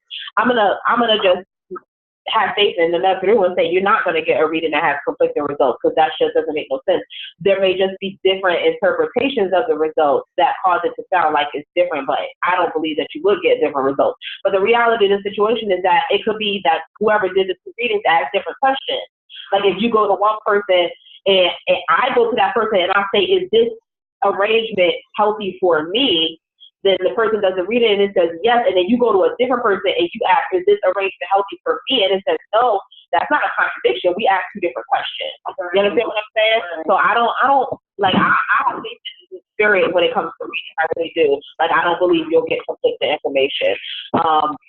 Really what I would encourage is, if the person is Kemmitted that you're going to work with, that two of you approach getting a reading together. If that person is not Kemmitted and they are going to, like, their own, like, Babalao or something like that to get a reading, I wouldn't say there's anything wrong with you getting a second reading. I would just say that when you approach to get a reading, that you're not just focused on yourself, that you are getting a reading about the situation. But I would encourage talking about it, because I really just I don't necessarily like the idea of two readings, because I would still trust, like, IFA is a different system, but a reading is a reading, like, spirit is spirit. So whatever their reading says, but y'all just need to be on the same page about what y'all are asking from your diviners. You understand what I'm saying? Is it possible that So I have a question. Hold on a second, because she was asking one more question. Go ahead, Harmony. could it be different because the other person, so for our temple, we're all getting readings from you and stuff, but if someone else is involved, and like you said, if they're Kemmitted and they're getting a reading, let's say through Father Haruk, for example, if the reading is different, could it also be because of who is doing the reading, like their personal stuff that be coming in? She's asking, would there be a difference in the reading because of who is doing the reading and their personal stuff is coming through? So that goes back into the question of who is doing the reading, because the goal, anybody who is a spiritual reader, like really focused on spirit, is not going to bring their personal stuff into the reading, because there's consequences for us if we do that. The reading that you get ain't about me. I don't have the right to put my stuff on you.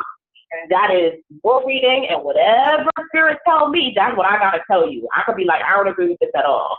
In fact, I have had many readings. People come to me and they be like, should I date so-and-so? And I be like, no. And then I throw the carry shells and they be like, yeah, they should date. Like, what? This is a mistake. Are you sure? Are you sure? Wait, let me ask it one more time. You really sure? I be like, you want me to tell them that? Yes? Oh, all right. Listen, I gotta do what spirit says to do. I cannot, like, I'm not invoking that kind of karma, messing around with telling you something that spirit didn't say, because you're coming to me trusting that I'm giving you something pure and honest. So I just, again, it goes back to trusting your reader. If you trust that your reader is not going to take the reading with their personal stuff, then it doesn't matter who does it. Or it only matters if you trust the person. If you don't trust the person, then you shouldn't be going to that person. Right. Yeah. So is it possible that you would feel tainted and tell someone, I cannot do this reading because I have so much emotion? Would I tell someone that I can't do this reading because I have emotions about the situation? I don't usually have that many emotions. I don't do readings about, there are certain personal things for my questions for myself I don't do readings about because I have emotions about them. But I don't usually have that issue. Somebody on the phone was about to ask a question, and then I'll come back around to you. Who was that on the phone? Akaya, Budakaya. Go ahead, Budakaya. In terms of like readings, I've done my own reading, but actually I have a lot of friends that read different systems, or they're prophets, they can see, they're seers, and I may call one of them just to affirm or confirm my reading, or give me a little more detail. You know, I may inquire about a little more detail. Is that okay? Yeah, I think that's okay.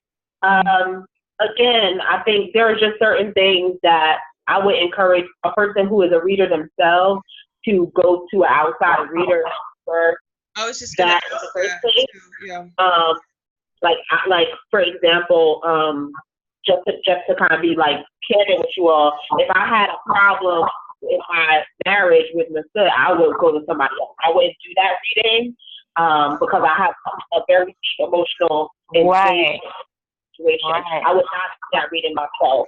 I would go to that reading. Whereas like I may not, like when it comes to like you personally, I may feel like I have an opinion, but I'm not so deeply tangled emotionally in what is happening that I can't pull myself out of it. And me personally, and I know Nasut as well, we have rituals that we do before we do a reading to pull, that are meant to pull ourselves out, like our ego out of the situation, so that we don't have that issue. So I've never had that issue for me personally doing readings for other people, but doing them for myself, there are certain topics, like I might do a reading about my job. I did a reading a few weeks ago, who should I hire? You know, that's different, but when it comes to my marriage, I may not do that. Right. That emotion is significant, okay? And is there any significance in having somebody else confirm everything? That as part of how we should be that, okay, if I'm doing my own, I should choose two other people to make sure that they're said the same thing as a way to engage in my reading information. No, I don't think you need to do that necessarily. Again, I feel like if you think that there's a chance that your reading is inaccurate, you shouldn't be doing it. Okay? Well, first and foremost, let me just back up a little bit. We don't encourage initiates to do readings at all anyway. We don't teach divination, like we don't teach y'all how to run like that. Like we typically consider that to be a priesthood function. So I can't stop y'all from going out to Barnes and Noble and buying a deck of tarot cards. Like, or you understand what I'm saying? Like these things are available. So I can't stop you. I'm not going to monitor you or tell you not to do it. But we don't encourage that. So if you're really serious about getting a reading done about your personal affairs and you really want an unbiased, honest opinion, we encourage that you go to a priest that you trust. a priest or a priestess that you trust. Like hard stop one. You know what I'm saying? Yeah. Yeah. Thank you. Mm-hmm. So the last time when you should get a spiritual reading is when you're ready to heed its wisdom. I do want to move on, but I have to make that point because sometimes people come to get readings and they don't actually want to hear what you have to say. And this particularly comes up in relationships, romantic relationships. If you've been dating this person for 3 years and y'all already in love, and you come to me and ask me, should you fall in love with this person? Like, it's too late. Don't even ask me. You're not going to fall out of love. And I tell you, no, you're not going to break up with this person. You already invested. You might as well just go on ahead and see that sucker through. So I tell people, if they want to get a relationship reading, you need to do it after like date 3. Like, you need to do it before you're in love, because you're not going to break up after you're in love. Like, it's a wrap, especially women. Like, y'all, you're done. You're not breaking up. So don't come to me, because I'm going to just send you back. Last question. Say it again, bro? I just have one last question. So about the priests, so I read the tarot, and I've been doing that for about a year. So if I get initiated into the temple, I have to start doing that, or, you know, because I personally don't mind getting readings from other people, especially those who are more experienced, because I learned how to be a better reader myself. But do I have to discontinue reading the tarot or studying it? No, I'm not saying that you have to. I would say that I would not encourage you to give readings to other people at this point in your journey in the temple. Do you understand what I'm saying? I see. Okay. All right. Mm-hmm. And then can I ask a follow-up question? And then you want to move on. I do a little bit. I feel like I need to ask a question. Go ahead. Because I'm hearing what you're saying, that it keeps up, recently, someone that I know has found out that they're not actually a priestess at all. He's calling themselves that and doing readings and things, and I had considered, you know, helping them spread the word about their business, and they were really, you know, just trying to get me involved in that. And so I thought, oh, that's so great. Like, what are you a priestess of again? Because I noticed that was a title she was using a lot. And then through this process, I'm realizing it must have been some kind of process, right, about how I came to that. And she was like, I had this dream, and like I heard this voice, like I just had this feeling. And so I moved on, you know, energy to start doing this, but she's not attached to a temple, and she never, you know, was deemed a priestess in any particular group. And she even said that she'd even gone to, you know, a particular temple and like introduced herself as a priestess and everything, and that their experience was that they had to do some kind of a reading to see whether or not she could go from being an initiate to something along a priestess path, and she basically wasn't willing to put in all that work just to find out that they were not going to allow her to be priestess in that temple, whereas she went somewhere else and she had to walk right through the door, you know, as a priestess without having gone through any process. So for all of us, like, how would we know whether or not that is our absolute what? Is there going to be a reading about that? Like, okay, Justin, you know, you're initiated now, but actually you have a path, and like, here's how we're going to assist you down that. It comes up in your life. So her question was, how will we know whether or not we are to have the path of priesthood in our destiny in this incarnation? And it comes up in your spirit and life and destiny reading. It comes up in the reading that Nissa does, if that's part of your path. But just because it's a possibility for your path doesn't mean it's going to happen. Let me just put that out there, because there are people who have that in their reading who are not yet priests and priestesses. Because it's still, again, readings do not predict the future. They show you what is a possibility for yourself if you make certain decisions. If you make different decisions, then that changes what's possible. Right. So it may come up in a reading that you do have potential to be a priestess, and then you go off and, you know, open a brothel and become a stripper and get addicted to coke and right, like, and start cheating the IRS. Go to jail for 6 years. Like, maybe you're a priestess. I don't care what it says you're reading. Like, you're not gonna be a priestess. Not in the temple of a dude. Right? I don't know where they do that at. Not here. Okay. So that's, yes. It'll come up in your life and destiny reading if that's a possibility. Okay. All right. So just make sure, just remember though, when it comes to getting spiritual reading, if you are not listening to his wisdom, you can run the risk of receiving consequences, not only for doing the thing that it advised you not to do, but also receive consequences for knowing better.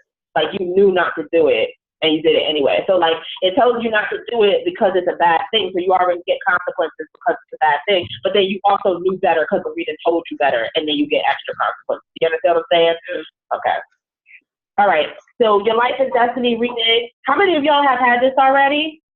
Is that the one that we did a while ago, a few months ago? It's the one that you get from the soot. It's for you personally. Okay. No, I didn't get that one. Okay. So your life and destiny reading focuses on your life lesson, what it is that you're in this incarnation to learn in this particular walk. It focuses on your soul vibration, which is something that you can carry with different incarnations over and over and over, and your destiny, what it is that you have to manifest and fulfill before you can transcend and join the company of the enlightened ancestors.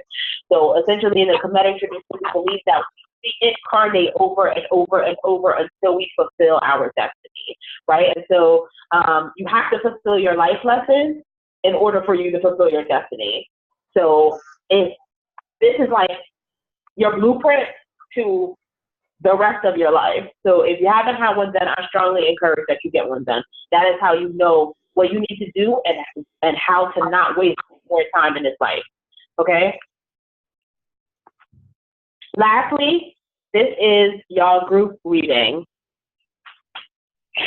Now, let me just say, I don't usually, when I do these kinds of readings, unless I'm doing it in front of you, I don't usually show people the cards or the symbols because we were talking about people being tricksters before. The trickster is a particular archetype that will typically try to find ways to skirt around rules. So like I didn't break it, I just bent it a little. I just tried to see if I could get around the barriers. I'm just going to try to see if I can outsmart the barriers. So when it comes to readings, tricksters will sometimes discard portions of readings, and they'll justify that by saying things like, well, another way that this could be interpreted is, or I went online and what I found on the internet said such and such and such and such. Again, if you have faith in your readers, then you should not be questioning it. And if you have questions, you should not be getting a reading. The know-it-all is the kind of archetype that thinks that they know it all, right? And so they will decide that because they recognize something or because there is like intuitive feeling that means that the reading can be interpreted differently based on what they think they know or what they think that they feel. Both of these types of archetypes, the trickster and the know-it-all, are prone to go ask another reader for their thoughts, or to get a second reading, or just to talk about the reading with other people in a way that takes the reading out of context. So just keep that in mind. In the last couple of years, like 2 or 3 years, I started to do more and more readings in front of people, like readings in person. I used to not do it at all. But I definitely, I think for me, it's not a matter of like testing people's faith. It's a matter of like just challenging people's trickster, like challenging them to not be tricksters, and pushing them to really just only come to me if they trust me. So if you trust me, you don't need to see the symbols. But like I said, I started to evolve out of that and started to do more and more readings in person. But just so you know, sometimes you might get a reading from me that I do on my own, and I'll send you some details later, and it may not have a picture or it may not describe all the symbols. That's just part of why. All right, so let's just talk about this. a little bit. So let's start with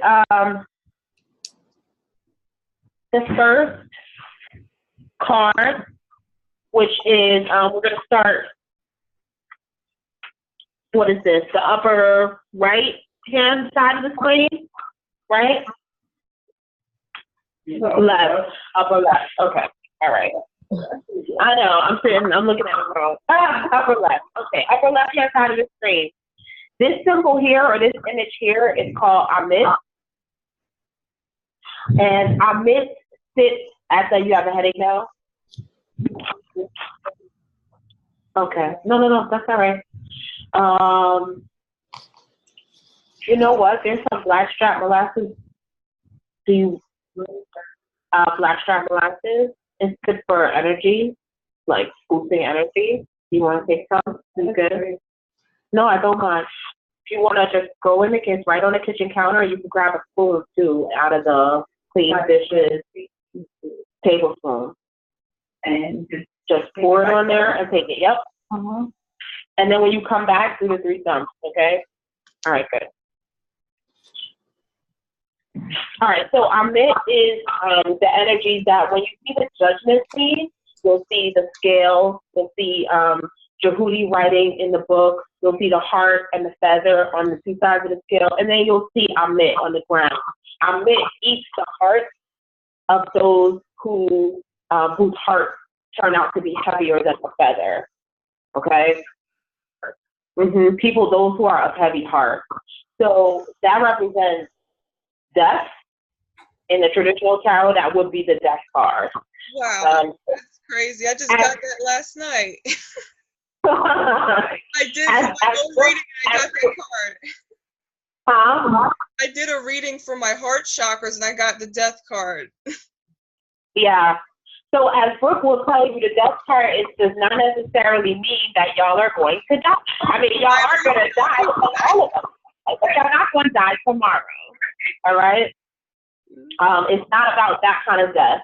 And in this particular instance, I really just feel like this card is talking about who you are who you all are as a group in this place in your life. This is really, did you turn the TV off? That's what's been happening downstairs.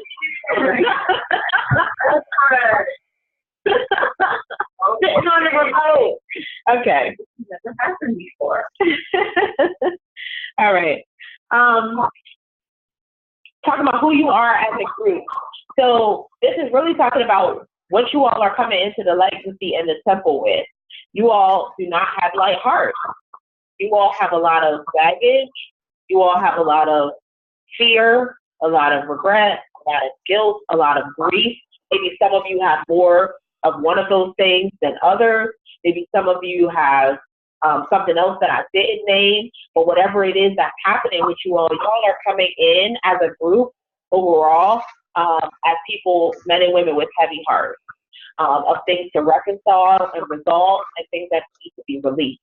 And so essentially, when we talk about death in this instance, we're really talking about you all coming into this scenario and in this relationship with one another, needing to put closure on who you all used to be and putting closure on your past.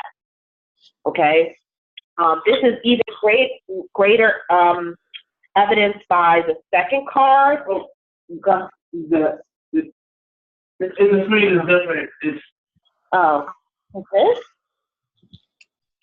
Hold on a second, guys. Why is the screen different?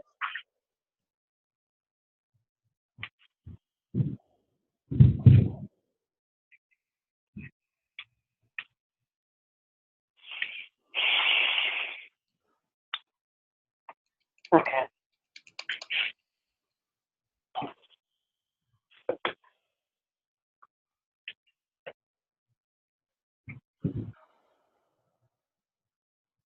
Okay, there we go.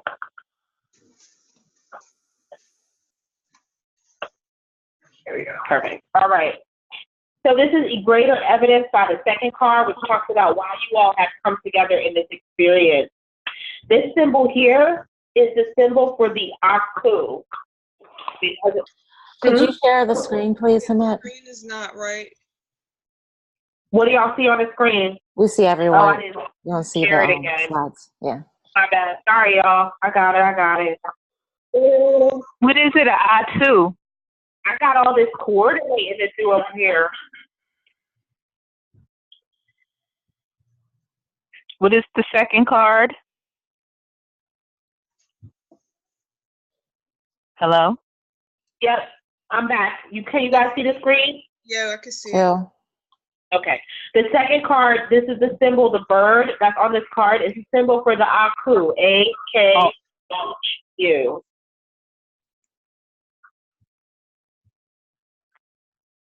So the Aku are the elevated light beings. So it is really about very simply, very much about transforming yourself from being one of darkness, decay, and death to being one who is elevated, light, and cosmic. That's a very simple way to describe what's going on in this relationship here between the first two cards, between Amit and Aku. Okay? That is who you all are. That is why you all are here and why you all have called each other into y'all experience. You all share this relationship and this experience because you all have the same purpose, and you also all are meant to support each other's elevation. You understand? Mm-hmm. So there is regret that you all have to release, that you all are supposed to support you in each other in doing. There is grief that you all have to release, fear that you have to release, in order for you to each individually be elevated and then also collectively be elevated. Okay? Wait, with these feelings, like, that we have to release, would it be necessarily towards each other, or? No, not necessarily towards each other, just in general. And there may be some stuff that's towards each other, but it doesn't have to be. Because remember, it doesn't have to necessarily be the things that weigh our hearts down. It don't have to be the same. One person could just have a lot of guilt, and somebody else can have a lot of grief, and somebody else can have a lot of anger. And in the end, all of those things weigh you down. It doesn't matter that yours is anger and hers is grief. It's not a judgment to be like one is better than the other. Like, no, they all problematic because they're supposed to all have light hearts and have high energy. And that's another part about Aku too. Aku is about a high energy. The Aku energy is like, I don't know if y'all can see auras, but like when people have really low vibrations, they have really dim auras, right? Their auras can be very thin. It can be very hard to find their auras.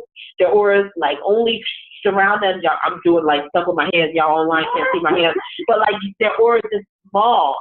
People who have very high vibration, very light energy, who are not walking around with maggots, who are not walking around with grief and heavy heart, who have, just high resonance, they have very big auras. When you see their auras are bright. Their auras are clear. Their auras cover like it could be like a foot outside of their body, 2 feet outside of their body, like a big shield versus just like an inch of light that you see around somebody who is a lot of darkness and a lot of heaviness. You understand? So that's, again, the relationship here between Amit and Aku. You all are taking yourself from being in a low vibrational state and trying to raise yourself up to high vibrational. So it's about releasing what's on your heart. It's about changing your bad habits. It's about changing qualities of food.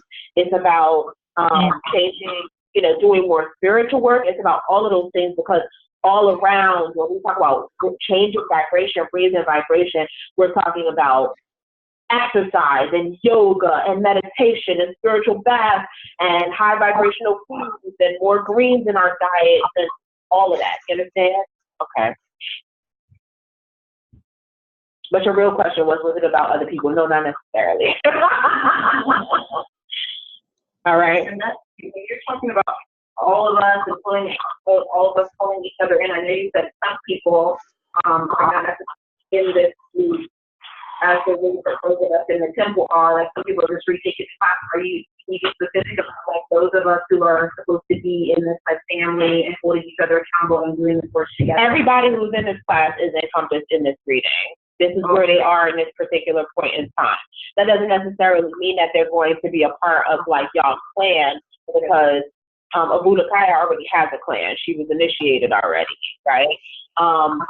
but there's still wisdom in this reading that's for her because she's in this class. Okay. Everybody in the class was taken into account. This is about y'all as a group. Okay. That includes you too, Fadil. I'm just messing with him. All right. All right. So the next question was, what is y'all greatest potential? And that is signified by this card here. This card, Brooke, in a traditional tarot, will be similar to the 9 of Wands. Okay.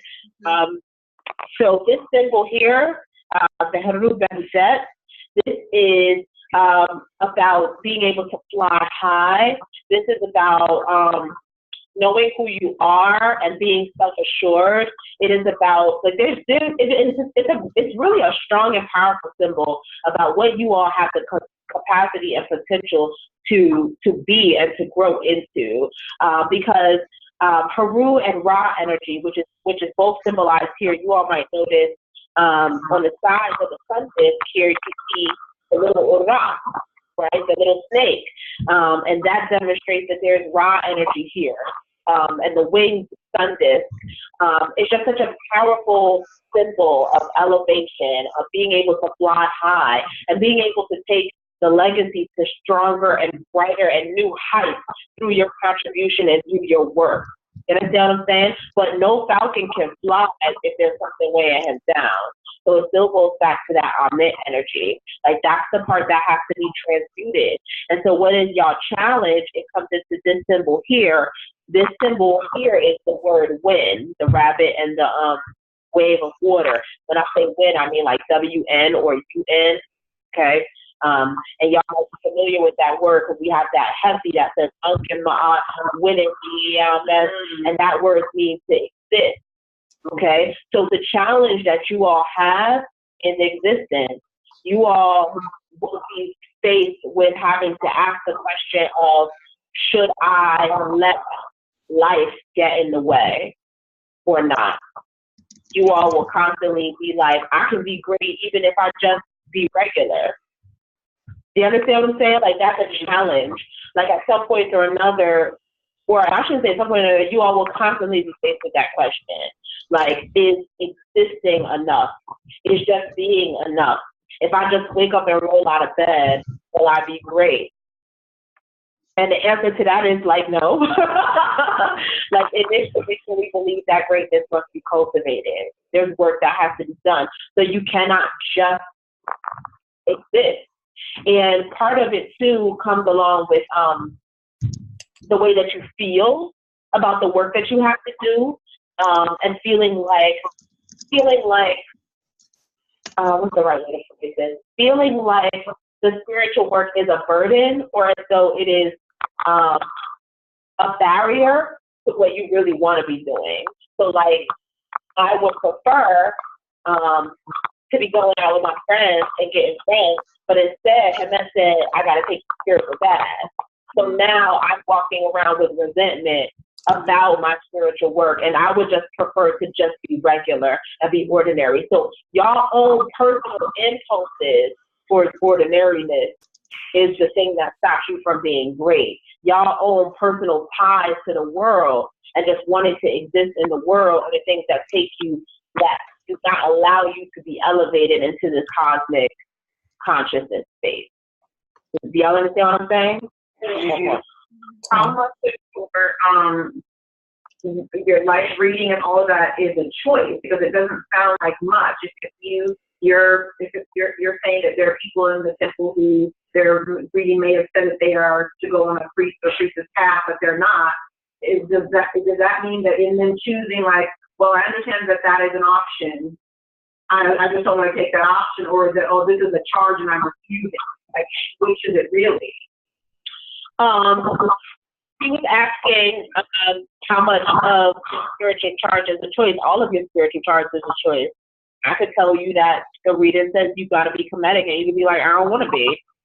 Like, okay, like that. I can't make you. I'm not going to come to your house. No chance. You understand what I'm saying? All of your life is a choice. All that the reading can do is to tell you what the best choices are. And you got to make the choice. It's up to you. Some of us consequences though. Yeah. Like I don't want to be a healer, for example. I just want to keep being an attorney. So it depends on what a reading says. Like if you get a reading that says you must be a healer, period, hard stop, and you're like I want to be a healer, like then there's consequences.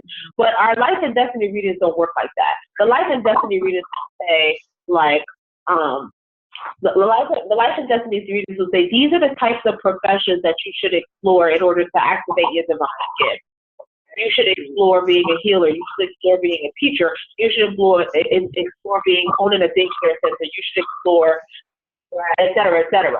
And so then upon that point, the person who's receiving the reading has the responsibility to explore which one of those things that works for them. So it's still about you got to make a choice, but it's not strictly you to say you must be this and that's the only option. That's not the way the life is done. Quite frankly, I don't feel like that's how any reading works. Like that's the only option. Even in this option, I'm telling you like this is what you can do, and this is what the obstacle is. It's up to you if you can do it or not. You understand? Like what's going on with y'all group? If y'all choose to stay the past, the Soot and I will know that this is the energy of y'all group. And so we will address y'all accordingly. That we understand that y'all are people who are to sabotage themselves ordinary or by wanting to just exist and just like float along and not have to put in hard work and not have to stick to discipline and not have to stick to, you know what I'm saying? Like we know that about y'all because that's what the reader said. That's y'all obstacle. So if I see that coming from y'all, I'm gonna be like, excuse me guys, right? And that's how we regard with some of the other groups as well who have gone through this process and got group meetings, et cetera. And we can say to them, remember what y'all charge was. And I'll actually point to their last names, like the Mentor family, that last name for them specifically, as to their group. The Makaru family, that means something to them specifically. Masura family, that means something. Adi Nefrafet family, that means something. I keep forgetting Ranub's last name. Something starts with an M too, but every family has a different name, and every name is meaning. Like none of the names are random. We don't just be like, I think we want to name this one flower. It's like no, every name has meaning. Every name says something about the energy of their group and who they are, and every name is a reminder of what we're meant to do in this life. All right, so the last card represents what message the message have for you today. And when I say today, I don't mean like literally this day. I just mean like in terms of the phase that you all are in your evolution. Obviously, this is like a starting point for you all. I know that some of you have been coming to this temple for a long time. Some of you feel like you already decided that you want to be Kemmitted, but I think here we are getting to the end of Earth Bound Kemet, and for us, this is really the point where people make a decision about whether or not this is the life that they want to live. So now you all understand who you are, or a little bit more about who you are. You understand a little bit more about what this legacy is, and you understand a little bit more about what's expected of you. So when I look at this card, I recognize that this is about the crossroads and the place where you make that decision, and where you really kind of take the first step. And if you are going to take that first step into this and really start that journey, really needing to do so with a lot of commitment and a lot of passion, and really needing to take it seriously. It's not a situation that you should just kind of leisurely accept or walk into, or just decide that you could just do like on your own terms, or like, oh, I'm going to just come in and, well, Hemet told me what it is, but I'm going to just see if I can change my mind. Like, don't do that. That's a mistake for you. So just being certain, like it has to be with certainty. It has to be prepared to be resilient. It has to be prepared for the challenges, like you may have to go through some fire and go through some calcination. You're going to have to destroy who you are. You're going to have to be willing to go through that. You're going to cry. You're going to be mad. You're going to hate me. You're going to be going to temple talking about, Hemet is so mean. Everybody says that. That's totally fine. Like, but are you really ready for that? If you're not ready, that's okay. No judgment. I will not hate y'all. Continue to love you. Keep coming to communion, et cetera, et cetera. If you're going to take the journey to be Kemmitted and to be an initiate of the temple of Anu, you need to be sure. You need to be ready, and you need to be very clear as you take that first step. Okay? So that's the message. Anybody have any questions about it? So what does the next step look like? Well, the next step looks like a study class. Because y'all got to pass the test. And we're not going to have study class tonight because it's almost 9:45. So we ran a little bit long. And I do have an assignment for y'all. So we got to talk about that in a minute. But first, y'all got to pass the test. So first step is like passing the test and graduation. And then the second step looks like to move into that class. So we can talk more about that later. I don't want to put a whole bunch of pressure on you. Actually, let me back up. The first step really is about a decision. It really is about a decision. And again, it's not about making a decision like I'm curious and I just want to keep taking these classes, or this is just so much fun. It's really about making a decision like, this is my way of life. This is what I choose for myself. This is what I'm ready to do. It really is about that. So if you have made that decision, let's go back within ourselves and reevaluate and make it again, because we need to be certain. If we're going to overcome the challenge that the nephew have spoke about here with the win, with that card that fixed Mr. Shenny, we really need to really need to be sure, because when the going gets tough, you cannot just run away from your commitment. Y'all, people who got kids, y'all know, going gets tough. You can't just be like, I'm gonna just leave and leave the child in the house. Like, I need to say it. You can't just leave the baby in the house. You cannot just run away from a commitment. If the going gets tough, you gotta see it through. And when it comes to commitments that you're making to your ancestors and to your into the next through, when you start building a relationship with them, then that relationship needs to be fed. It needs to be sustained. It's like any other relationship you have in your life. It needs to be nurtured. It needs to be cultivated. It needs to be taken care of tenderly and with care. If you're not ready for that, think twice. You understand? That's what this is saying. That's the message. So, was that Brooke who had a question? No, that was me. I have actually two questions. So, with that, being certain about becoming, like, going further, could we get like a personal reading on that? Like, just to help us? Okay. Absolutely. If you want to, Keandra, you have my number? Yes. You can text me. Why don't you text me tomorrow so we can talk about it, okay? Okay, sounds good. And also, the second question was, how many opportunities to, is there like a retake if we like fail, or what's? Yeah, usually people pass it by the second time. I've never had to have anybody take it 3 times. Okay. Okay. So if you did need to take it 3 times, I won't tell anybody, except this. We will laugh at you secretly. But I don't expect that, because I've never had anybody. Many people take the test twice. I've never had anybody have to take the test 3 times. Okay. Okay. Most people, it's very rare for somebody to pass the test on the first time. I promise, it's not my intention to make the test super hard. It just somehow or another feels really hard to people, and yeah, it is a lot of information. So everybody's like, "Hey, man, the test is so hard." Like, what you mean? Like, I never feel like I'm making the test really hard. But that's just the honest truth. Like, most people don't pass the first time, but everybody passes the second time. Okay. And there's no like sample tests or quizzes that would give us like the ability to gauge like how much we actually know and how much we should be studying. No. I think the best things that we can do in terms of knowing what to study is to kind of do what we talked about in terms of having a study session before y'all take the test, where you all can ask me questions and I can direct you to the right things to focus more on than others. And we can make sure that y'all notes are in order so that y'all know what y'all need to know. That's probably the best thing to do. But I don't have materials that y'all can study outside of the materials that we've used in class. Okay? And do we have are you still going to send some of us the slides so we can put for each other? Yes, I'll do that.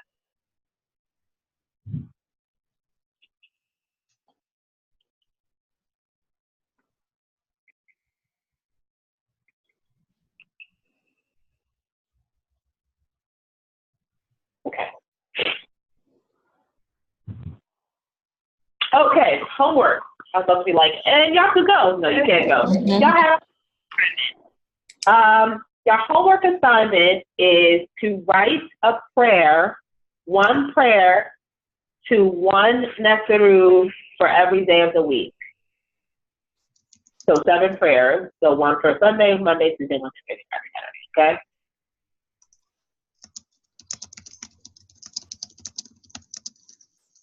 So let me just make sure you all understand how prayers are constructed in the Kemmitted tradition. Prayers typically follow a sequence that begin with asking the Netheru to come forward. So you'll typically hear people say a nezhavek, which means show your face. It also means homage to you.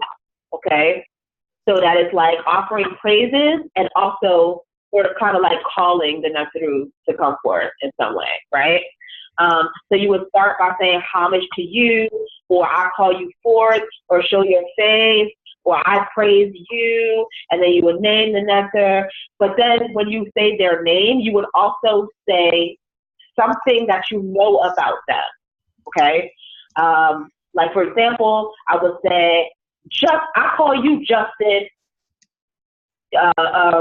facts on any block, right? Because that's something that I know about Justin, so he can't be like, she's talking about another Justin. Like, no, I'm talking about you, Justin, facts on any block, right?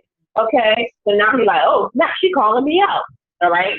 And then you will proceed to say, I invite you into this space. I invite you, or I'll come forth. I'd like you to be here, something like that. So after you've given them homage and honor and praises, you've clearly defined who you're referring to, and you've welcomed and invited them into the space, then you can petition what you're asking for. And do you have to ask for something in a prayer? You don't have to. You can just offer gratitude for what you already have, or offer gratitude for things that have happened, things like that, okay? You just make an expression of love or admiration, or you could just make expressions to invite their energy into your being so you can master challenges. Particularly for the days of the week, that's really how you should be using it. Like you should be like, so for example, say for example that you have a particular project at work that you on Friday.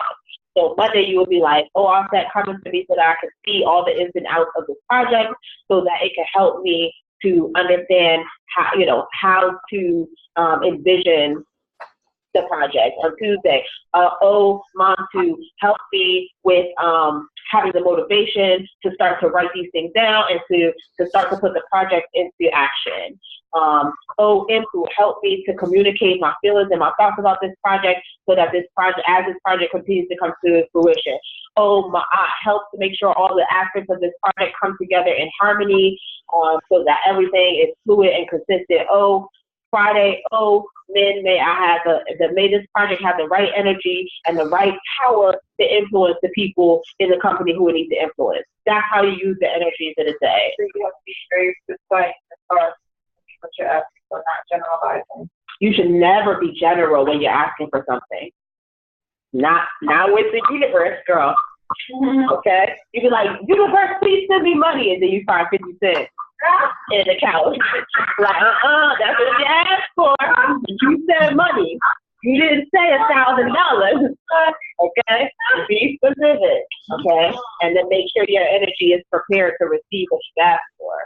Okay? All right, so you ask for something. Actually, let me back that up. You should express gratitude before you ask for something, typically. That's me skipping stuff. All right, so you paid homage and you praised, you've named the energy, you defined the energy, you welcome the energy, you thank the energy, and you ask for something. And then you say something like, I release this because I know that whatever happens will be in accordance with the highest will of the universe. Okay? So like, yeah, I really want a Mercedes, but I'm willing to accept the wisdom of the Most High. Okay? I'm still asking for it though, but I'm willing to accept the list minimum 5. All right? And then you would end with I'm in my eyes. Okay? May the cosmic will, or may harmony and balance and order be established. That's what I'm in my eye means. Okay?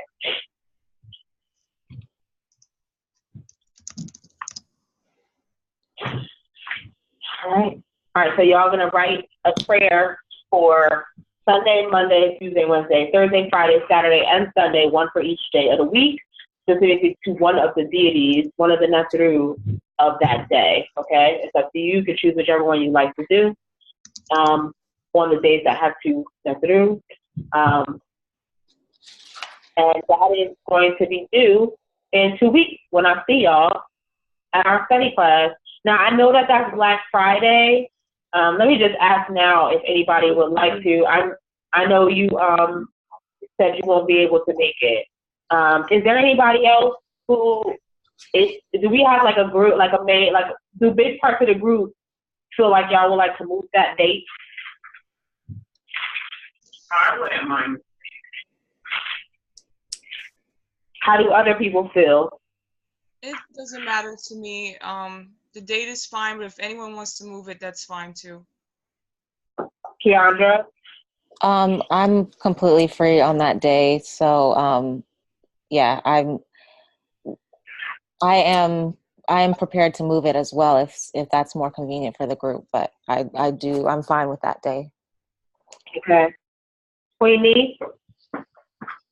I'm flexible. I canceled the things that I was going to do because I thought we had the test and then I heard the recording. So I'm flexible. If we want to move it so that if people are traveling or whatever, they have the flexibility to not feel like they have to leave their families in order to do it, I'm open. I'll be back in the States then, so that's fine either way. Okay. Fadil? I'm fine with that date. Yeah, I'm fine with that day, but if necessary, I'm open. All right, so you can't come at all, right? Because you are, is it that you can't come or is it that you just would prefer to move it? I would just prefer to move because I'll be at the hospital with the client. I have to leave her here, and she's giving birth that day. So Okay. I don't want to move it, given that it's not a majority decision, but the majority of the group is fine with keeping it that day.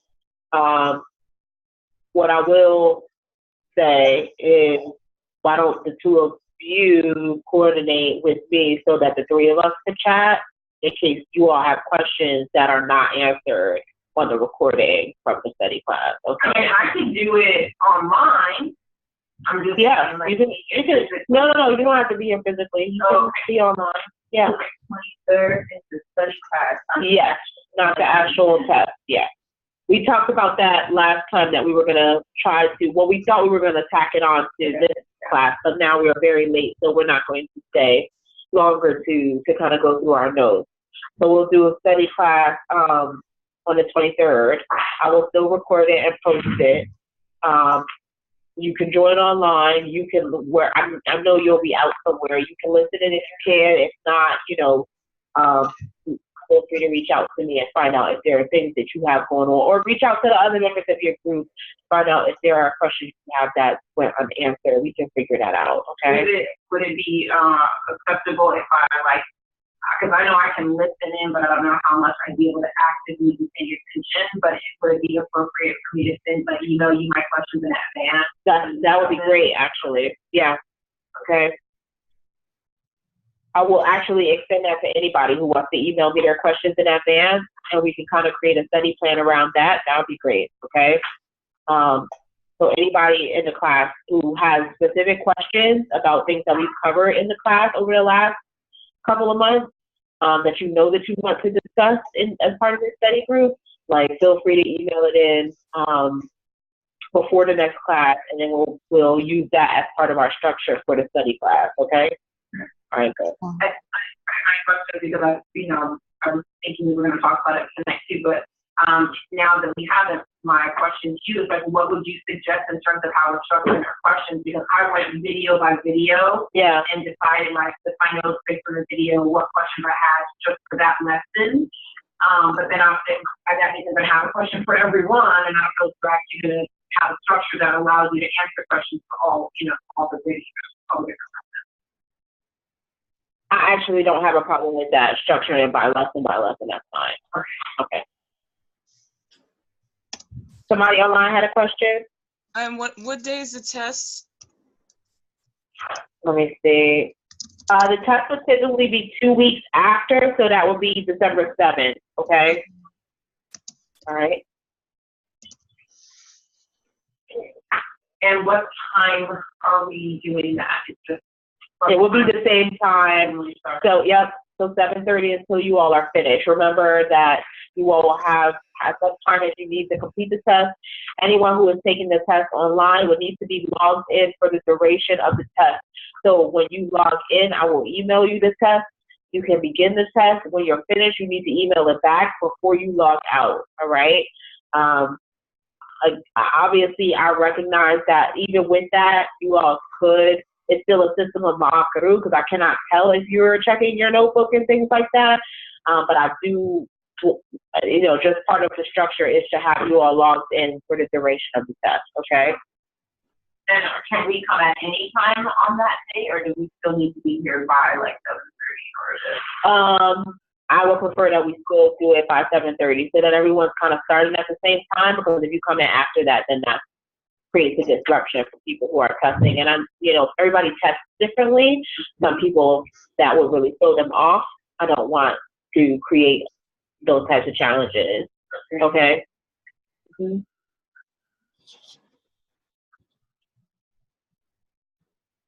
All right.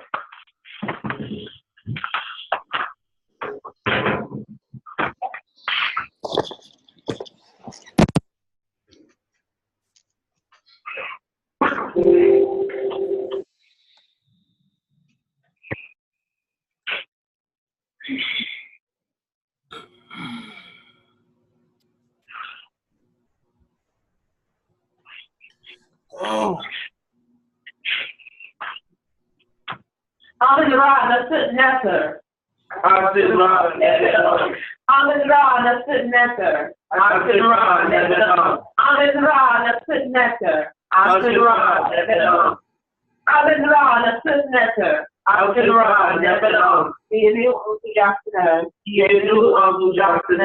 Okay. Get energy. Bring it into the body. Okay, send energy. Bring it into the body. On the count of 3, start with your right foot. 1, 2, 3. Joaneta. Oh, Lord. This is the only one.